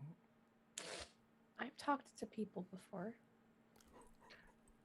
I'll try to stay quiet. I'll buy drinks. Not many people have not talked to many people. Yeah, until we started traveling, we really had never talked to anybody but each other and our aunts. Well, I've talked to some. That's true. Anyway, Well, yes. Yeah. It's this way. Okay. All right. And so we'll just kind of break away and try to go in first. Okay. So as you guys approach, Boss is just smiling because he's imagining two young, kind of naive, kind of new to the world women walking into this kind of bar. It's just gonna be, yeah.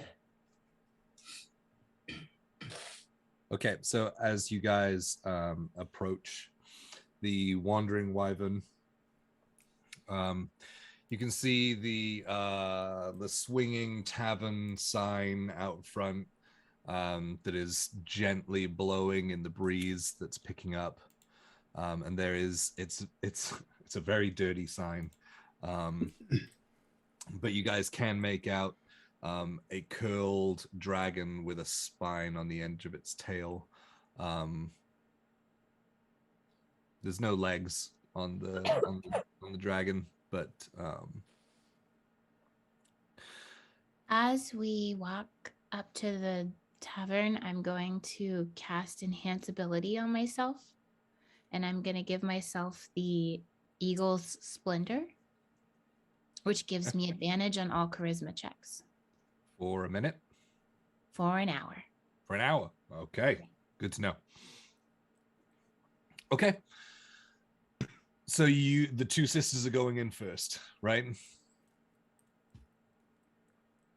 Sisters, you probably clock the large humanoid standing at maybe 8.5 feet tall. That was Lily. You recognize the same guy that was stood there earlier with his back against the wall, and he's just watching you. Not moving, not looking like he's going anywhere, just watching everything. And you kind of feel that, when you feel eyes burning into like the back of your head, you feel that as you cross the threshold into the Wandering Wyvern. So as you go in, it is barely lit. There are several tables with a large bar with regular bar stools, no ladders on these ones. behind the bar stands a a 7-foot dragonborn, red in coloring, as he's just tending to a few people at the bar. Mostly everyone in there, is adorned in some kind of cloak with a hood. Some of them have their hoods up, almost completely obscuring their face and race even. And others of it have it down. What would you like to do? Lily, do you know how Gretchen knew lots of things because she sees lots of people in her tavern all the time or in her inn all the time? Yes. Do you maybe think we should talk to the red dragonborn behind the counter here? Yes. Okay. So we'll go up to the bar and sit. And maybe at a place that's not right next to other people, but like a little bit of a space between other people. Okay. As you do. Yeah, you never sit. Never sit right next to someone else at a bar. You got to leave one seat, right? At least one. At least one. Possibly 2 or 3. If there's. So you guys find a little spot between a couple of groups of the cloaked individuals, and pull the stools out and sit up at the bar as the Dragonborn acknowledges your presence but doesn't ask you anything. He grabs one of the glasses from the cloaked individuals sat in front of him that's empty, and he just kind of takes it to the back of the bar and washes it over with a large jug of water and kind of rinses it out, always eyeing you guys, and then puts it up and stands there but not looking directly at you.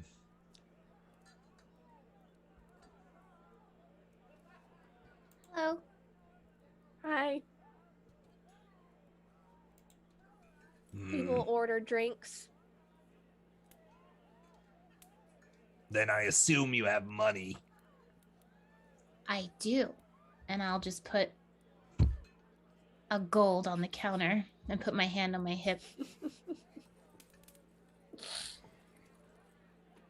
All right. What are you having? Drinks. I'll have an ale. Ale.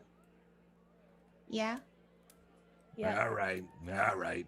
And he grabs the same mug that he just kind of swilled out with water and put up, takes that and starts pouring one ale into that, takes another mug, and then puts it in front of you. Wooden mugs with like a barrel binding at the top and bottom. Thank you.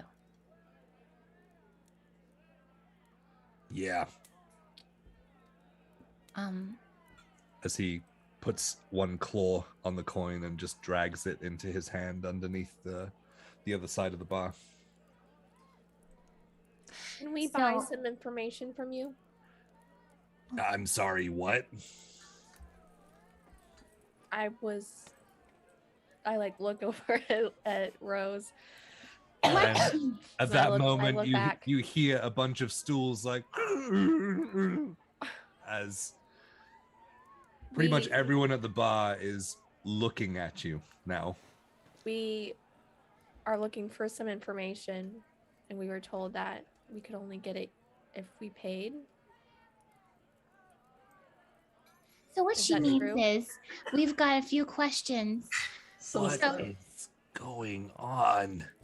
Who We told need you this? information. Oh, no A one. person.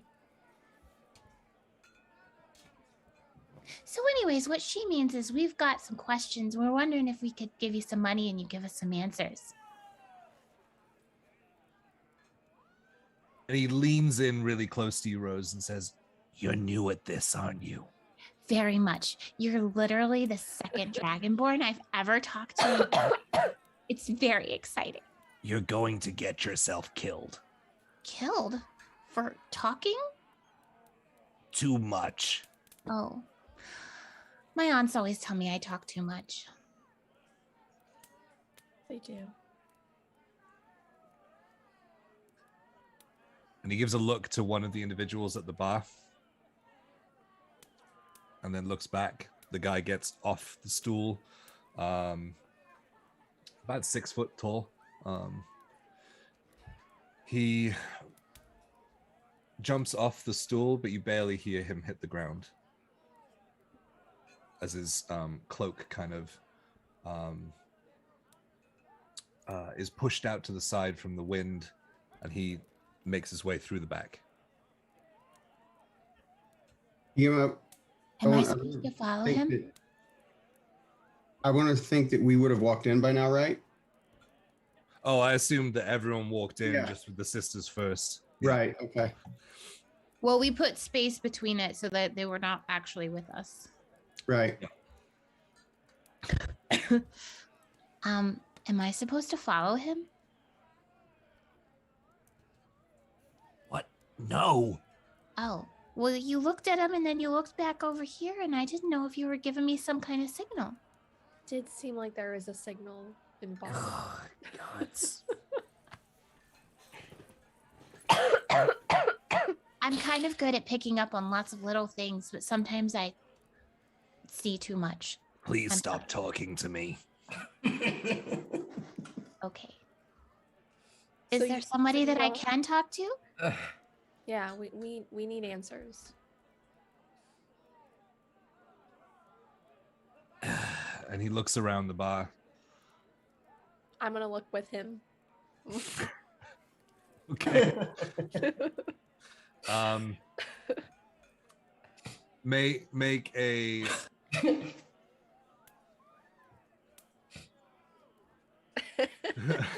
who asked, out of the two of you, because you were both talking, who asked me directly who they should talk to? Remind me. Rose. Okay. Make a persuasion check with advantage. Right.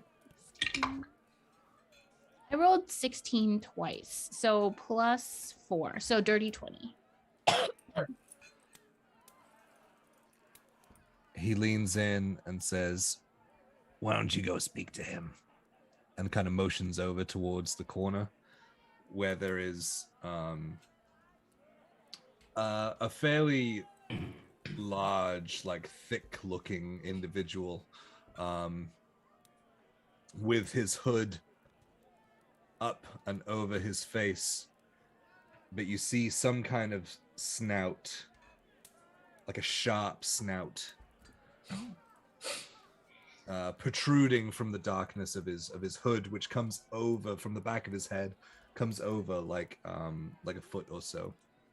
So when I've upset my aunt and I'm trying to get back into her good graces, if I come to her with like her favorite tea, usually that works. Is there like a favorite drink that he has that I could take over there and maybe that would help? Please stop talking to me.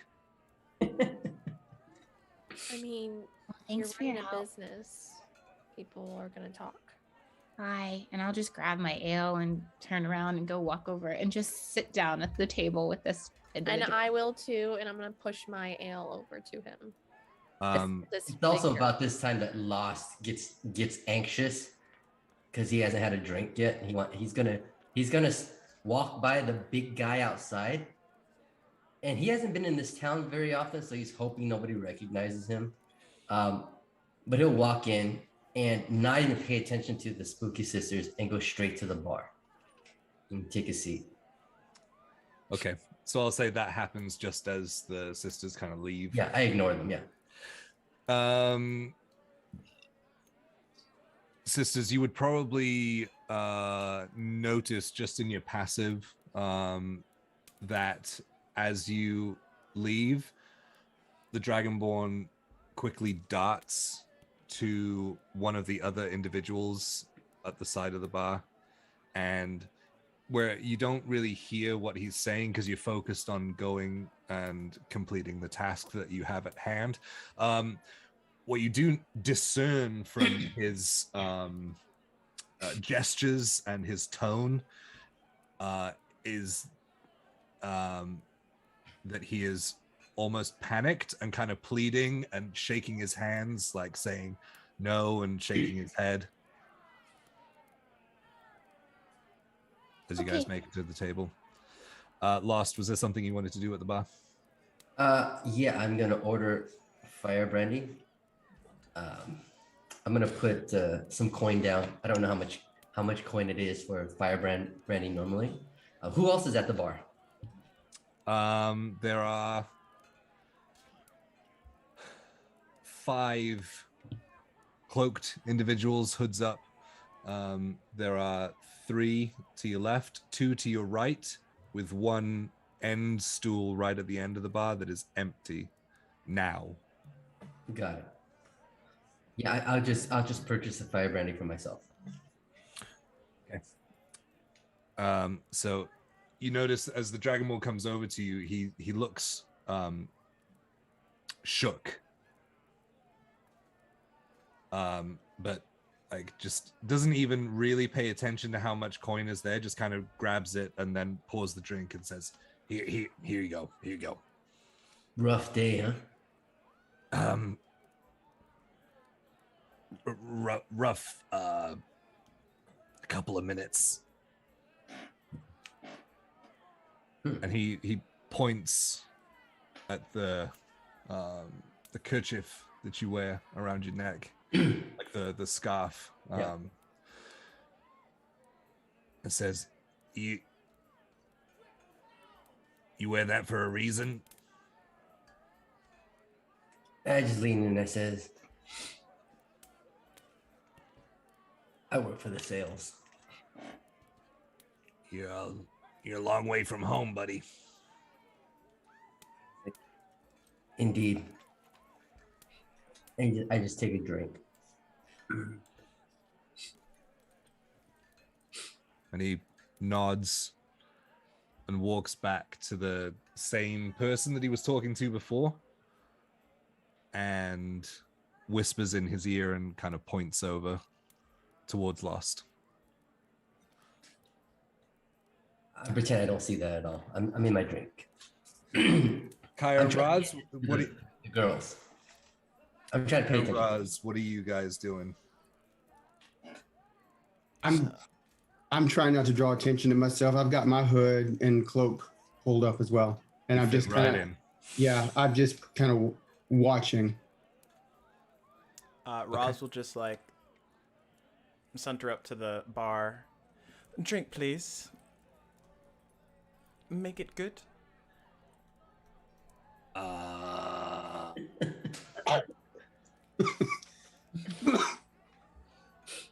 He looks towards the back.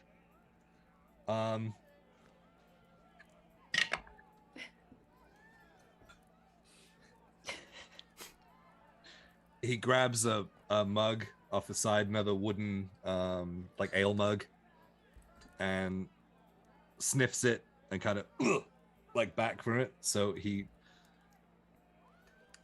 spits in it and then wipes it out with a rag that's kind of brown, and then pours an ale and slides it over. Thank you. How much? For that, 3 copper. Keep the change, and he'll slide over a silver. Oh, big spender. And he takes the coin. Lost is just kind of watching from the corner of his eye to see if Roz drinks it. There's no way you can Roz to drink this. Roz, with a little snicker on his face, reaches out and goes, "Cheers, friend." Cheers. And he just sets the mug back down.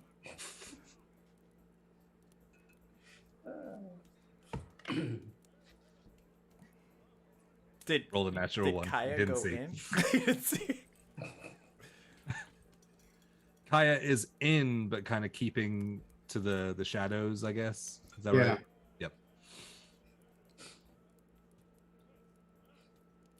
It's kind of leaning up against maybe a post or kind of out of the way, but I'm definitely watching the sisters Are you closer to the door or further in? further in so I can at least kind of see what's going on, but just kind of blended in with the crowd. Yeah, so there's a post kind of as you go in through the door, kind of forwards towards the bar and slightly to the left. There's a post that has almost like a drink shelf that goes all the way around the outside for like just standing by there and drinking and casually talking and things. So if you want to hang by there, that's Perfect. yep. Sisters, you make your way up to the long snouted individual. Sit down, and I'm just gonna push the mug towards him. You like ale? And you see a slight movement and you catch like a catch light in his eye, just like a glisten in the black. It's just black, but you see this glint of his eye as he reaches out, and as he does, the sleeve kind of pulls back and you see a heavily black feathered hand. Okay. As he pulls it in, not saying a word. I'll take that as a yes. I have seen a few things which were really crazy. And I was wondering if maybe somebody around here, and you're the one they pointed to, would have some answers about some of these things. Would this go better if I put some coin on the table? And he straightens up. And you see that as he straightens up, a lot of his cloak that was spread out that made him seem very big kind of falls down to his lithe body as his head twitches in a very like avian fashion, and you see that it's not a snout. Yeah, I didn't even think of that. You see it's not a snout, but it is a very long and dark beak that now, as he moves, or do you call it a bill? I said beak. Beak is Okay. It's a bill if it's like a duck or something like What's that. the difference? No. Anyway. It's the shape. So, Now I'm gonna like Google what the difference between a beak and a bill is. Anyway, back to this. This is more important, kind of. As he moves his head and the hood kind of falls back a little bit, you see the glint and the light that is reflected off of his beak.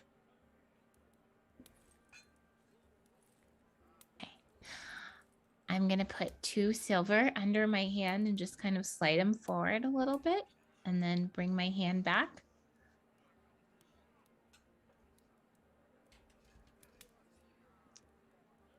I've seen a sort of creature that it looks like a man's been turned into a dragon. Do you know anything about that?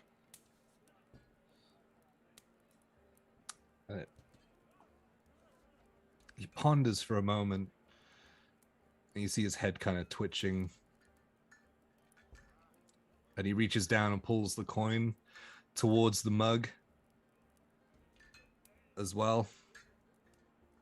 And he reaches back and he pulls back his hood. And as it does, you see this obsidian plumage that, as the light hits that, you see that it has almost like flecks of greens and purples as the light bounces off of his feathers, like larger feathers than you've seen. And he says, Ah, what? A dragon? Right. But it looks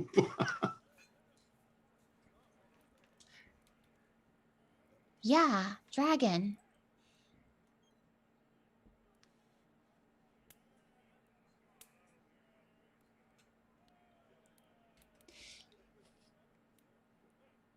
Do you know anything about a man being turned into a dragon?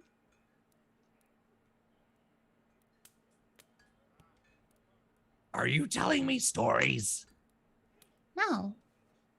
Can I see the bartender from where we're sat? yeah. It's Can across I the look way, at but it's an him open and bar. see like is he like looking at us like haha I sent you to someone who like can I see if he's like reacting to us over here like trying to talk to this? You definitely see him, so make an insight check on him. Okay.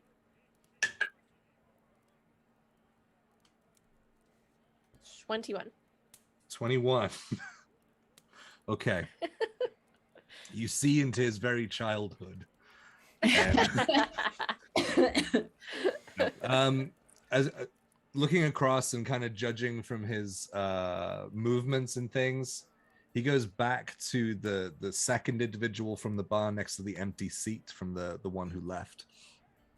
The one that he was kind of pleading to, and he's pointing over towards you, and you don't see him laugh, but what you do see is the guy in the chair starts laughing.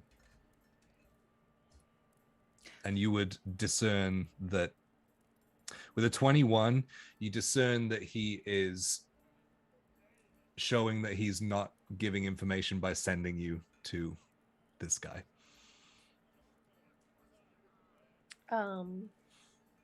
I am going to like touch my sister's arm and I'm just gonna like shake my head.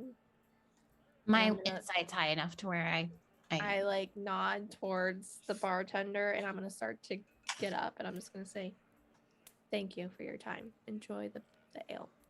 Arr. I'd like some more. You can have mine. You can buy your own, or have my sister's. Here you go. Oh, Gave you gold. Silver. Thank you. He slumps back into the corner, visibly hurt.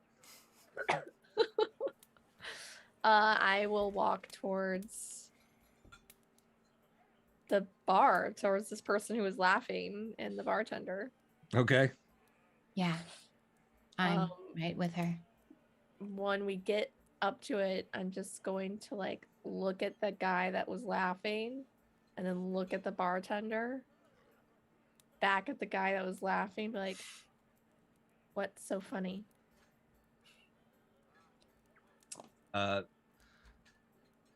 The one in the chair raises his finger to his eye, like wiping a tear away from his face, and just says, that is Cackle. He cleans. He doesn't know anything. Now, why would two young girls be in an establishment like this, seemingly with half an idea, asking around for information? Why wouldn't we? We And were as he told does- we could get information here. As he does that, he kind of pushes his hood back, and it is a male half-elf.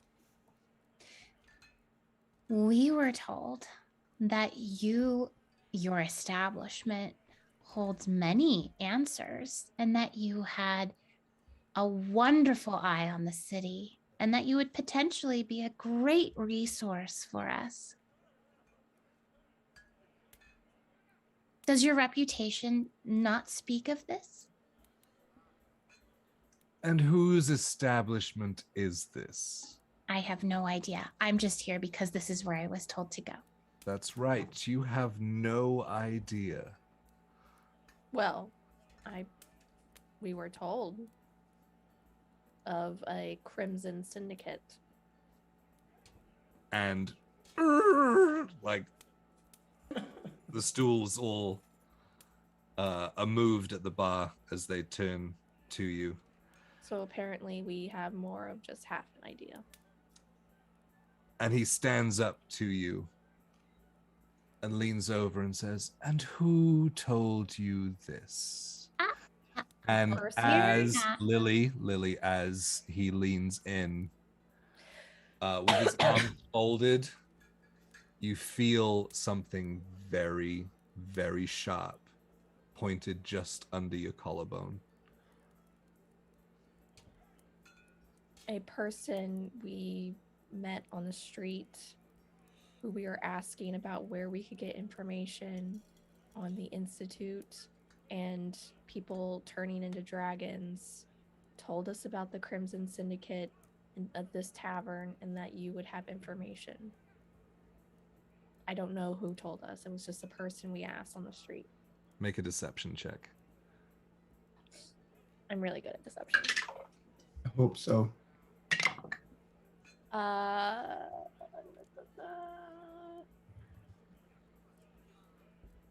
22. I rolled a natural 2. I have a +8 on deception. Yes, I do not have a plus 20. So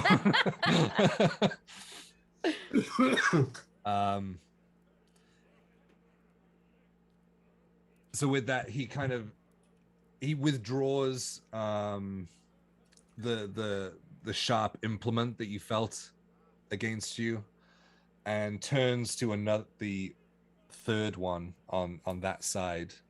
They're all and- scattered. And whispers into his ear. It's like between the cloaks and things, so you can't. There's no way to like read lips or anything like that. So, but he leans over and whispers something, and he puts his hand down and seemingly into his cloak, and then withdraws his hand, and his hand is empty. So, ladies with half an idea, come, sit. And he takes you to a booth that you have to walk past Cackle to get there. And as you walk past, he kind of eyes around and goes, "Ah! More ale?" It's at the bar. And withdraws again.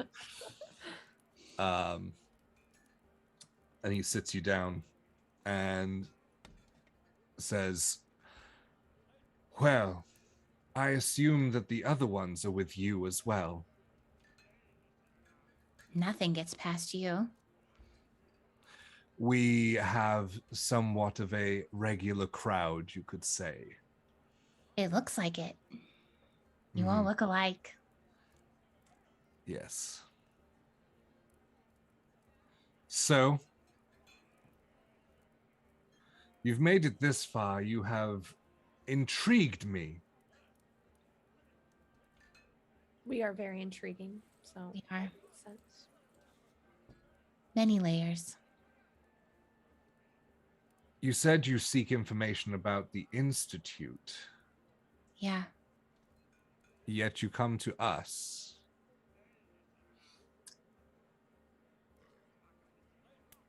think that sometimes the best place to find the truth is with people who deal in deception. Deception is a strong word. It is. You have a mighty big establishment here.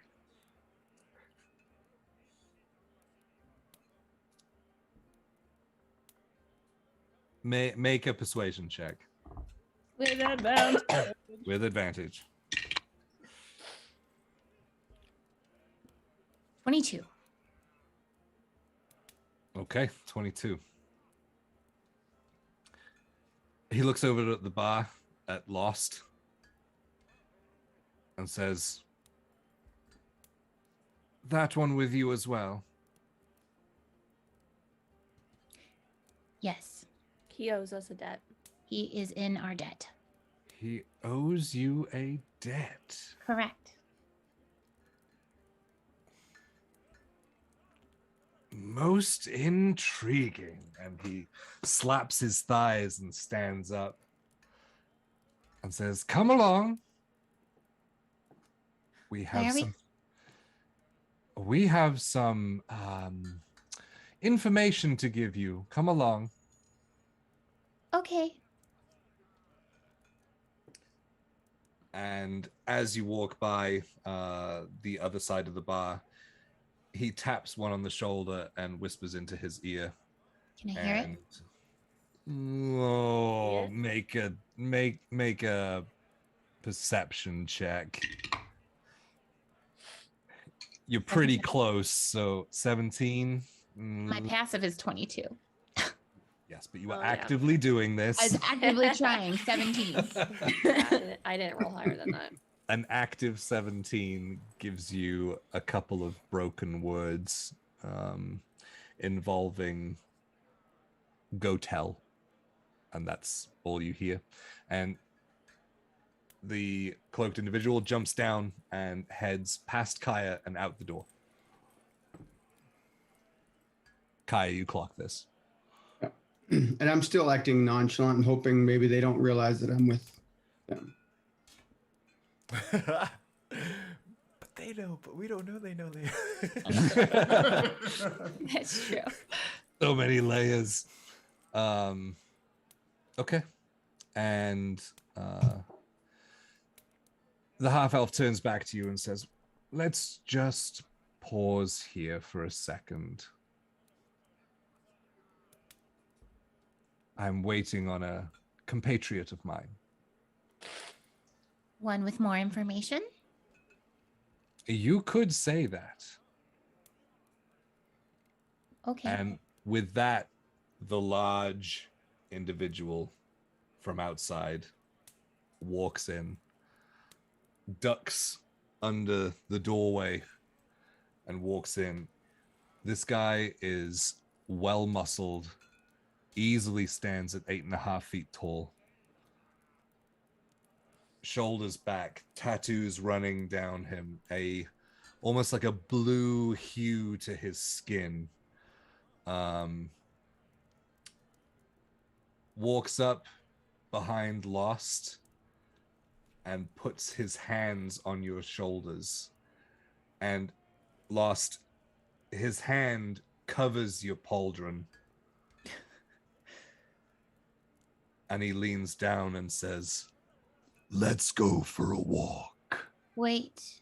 Where are you taking him? He is indebted to us. We are all going. We are all going together to all find out more things. Lost just kind of looks up like this and he goes, "It usually takes more drinks before someone asks me that."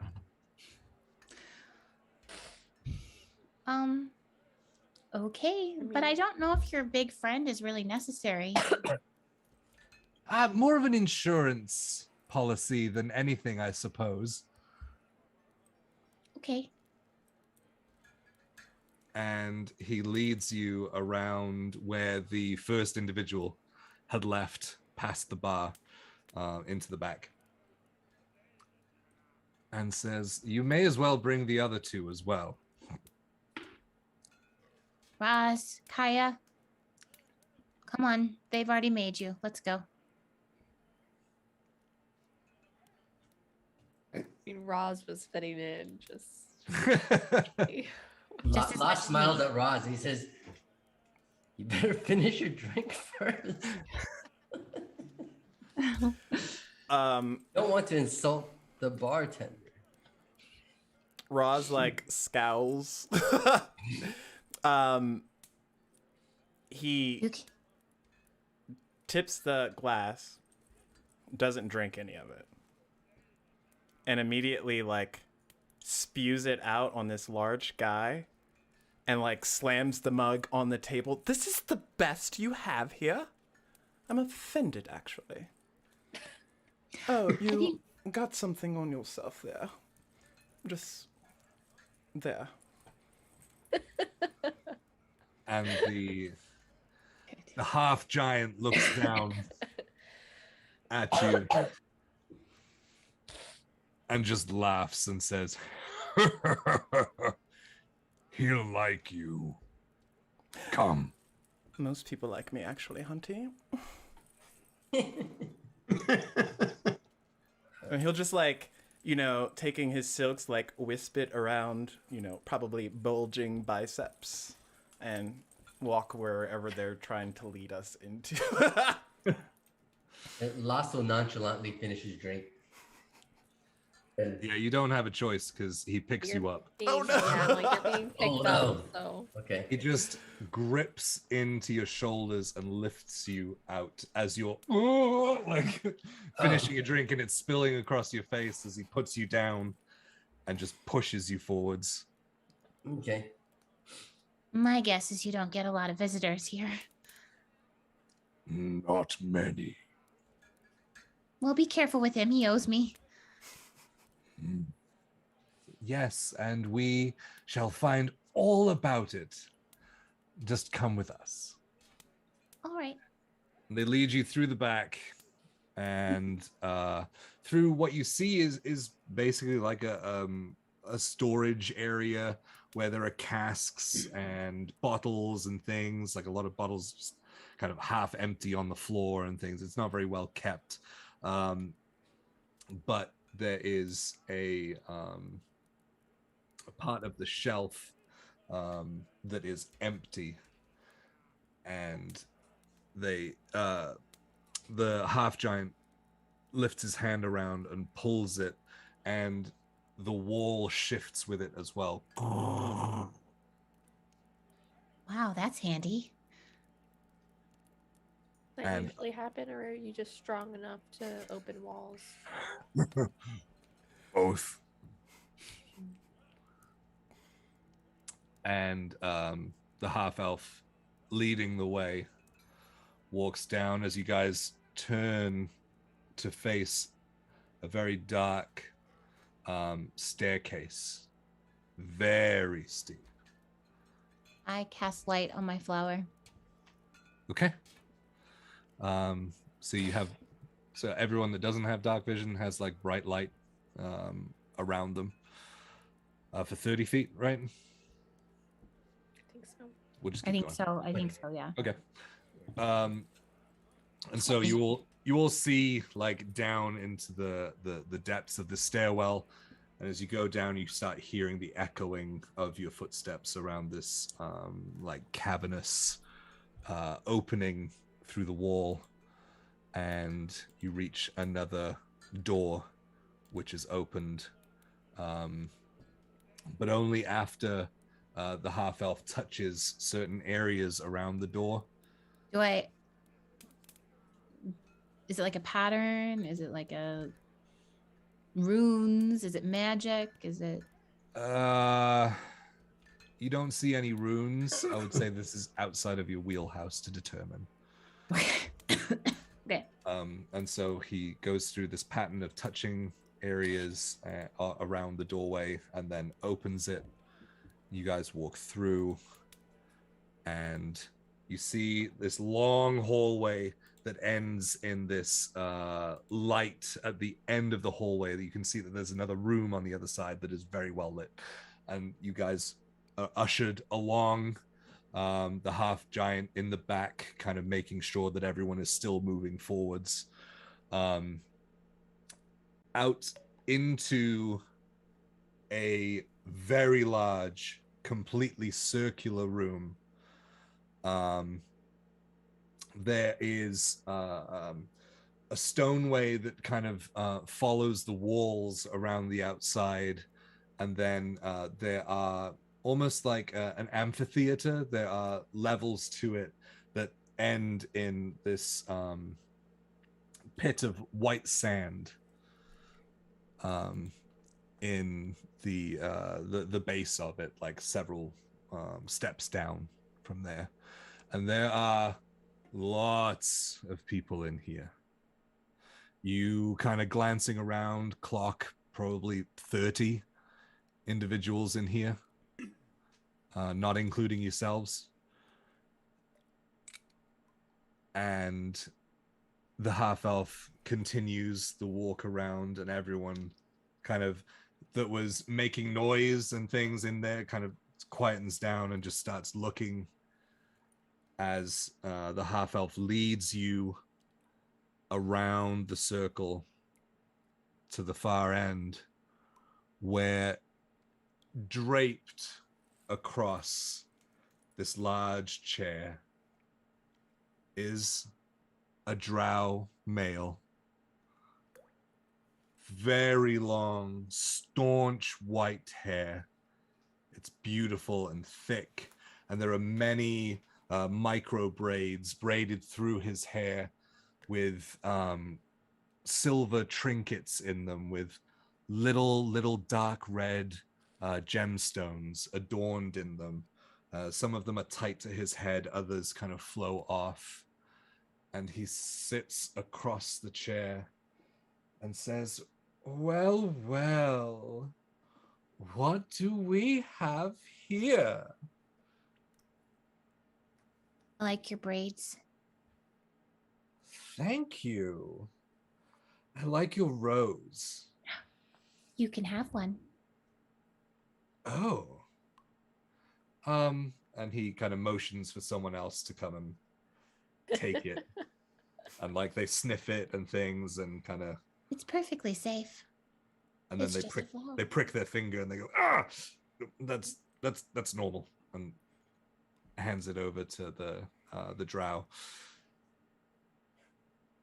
And how, may I ask, did you find your way down here of all places? And I point to the half elf. We asked. I asked if he could answer some questions, and he brought me to you. Yes, Corum. They knew of us, but not enough to know of us. And To be fair, I don't really know of a whole lot of people. I've never really left home. you don't speak yet. Oh. There I go again. And he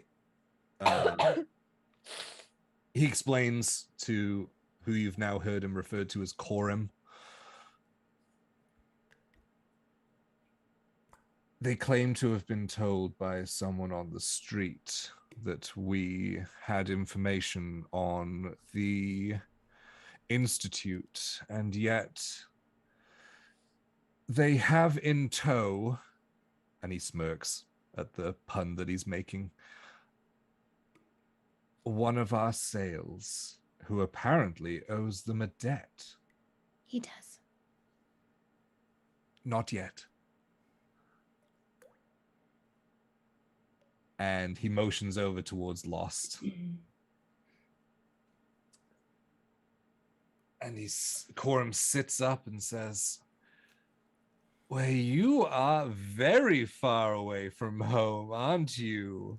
Naughty boy, what brings you here? I'm sure you should be elsewhere." And as he smiles, you see the slight glint of elongated canines. So Lasha says, you know, you know the business. I ran into a little sticky situation, and these fair ladies assisted me, and so I'm in their debt. I see. And so what that sounds like to me is that you failed at a job and was rescued by these two darling individuals. And La says, I only took a short reprieve. There were many of these, were they drow defenders that I had to fight off. Yes. Why were you fighting drow? We definitely don't have any work where we fight drow. Oh, I didn't mean to. I was actually just checking out the gates of Corellian. And pray tell, why were you there? I had an interested buyer that was looking for Blackwood, so I happened to be in the area. This doesn't sound like any work that I have authorized. And you can see him starting to get impatient. So what that tells me is that someone went rogue.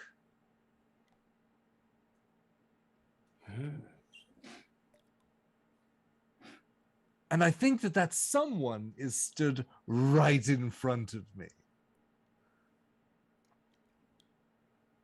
And Lost just looks around and he says,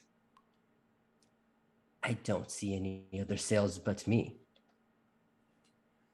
That's because you're not meant to be here. Well, as you know, I am a businessman and I'm a man of my word. And this debt that I owe to these two ladies, I intend to pay. It has led me here. And that is why I'm here. You talk a lot, but don't say much. I think I've heard enough. Borku. And the half-giant stands up and walks over in between you and the drow Corum, and looks down at you and just smiles, and then boots you in the chest as he lifts his entire leg up and just thrusts forward as it boom, catches you and knocks the wind out of you as you stumble down the amphitheater-esque steps and land face down in the white sand as you pull up, and the sand kind of falls off of your face and you spit it out and start standing up to dust yourself off. And he jumps. Wait. And lands in the sand as it kicks up around him. Can I do something? What are you trying to do? This is all happening very quickly. What are you trying to do? I was going to cast something on the giant before he left to go down the stairs. Make a dexterity check against me. Okay. To see who is fastest, like him getting away or you casting the spell. 17. I have inspo. So did I, but I didn't. I rolled a natural 16. So that makes it 19. Okay. So he lands in the sand in front of you. And he cracks his neck from side to side. Looks at you and says, "Time to pay up." And that's where we're gonna end tonight. Okay. I knew it. I know. I was waiting. No. Oh my god, that's so awesome. But I just looked and it was like 45 after. What happened? Awful, not awesome. Awesome. Guys in the chat, ! critical to enter into the second critical dice giveaway for a set of critical dice.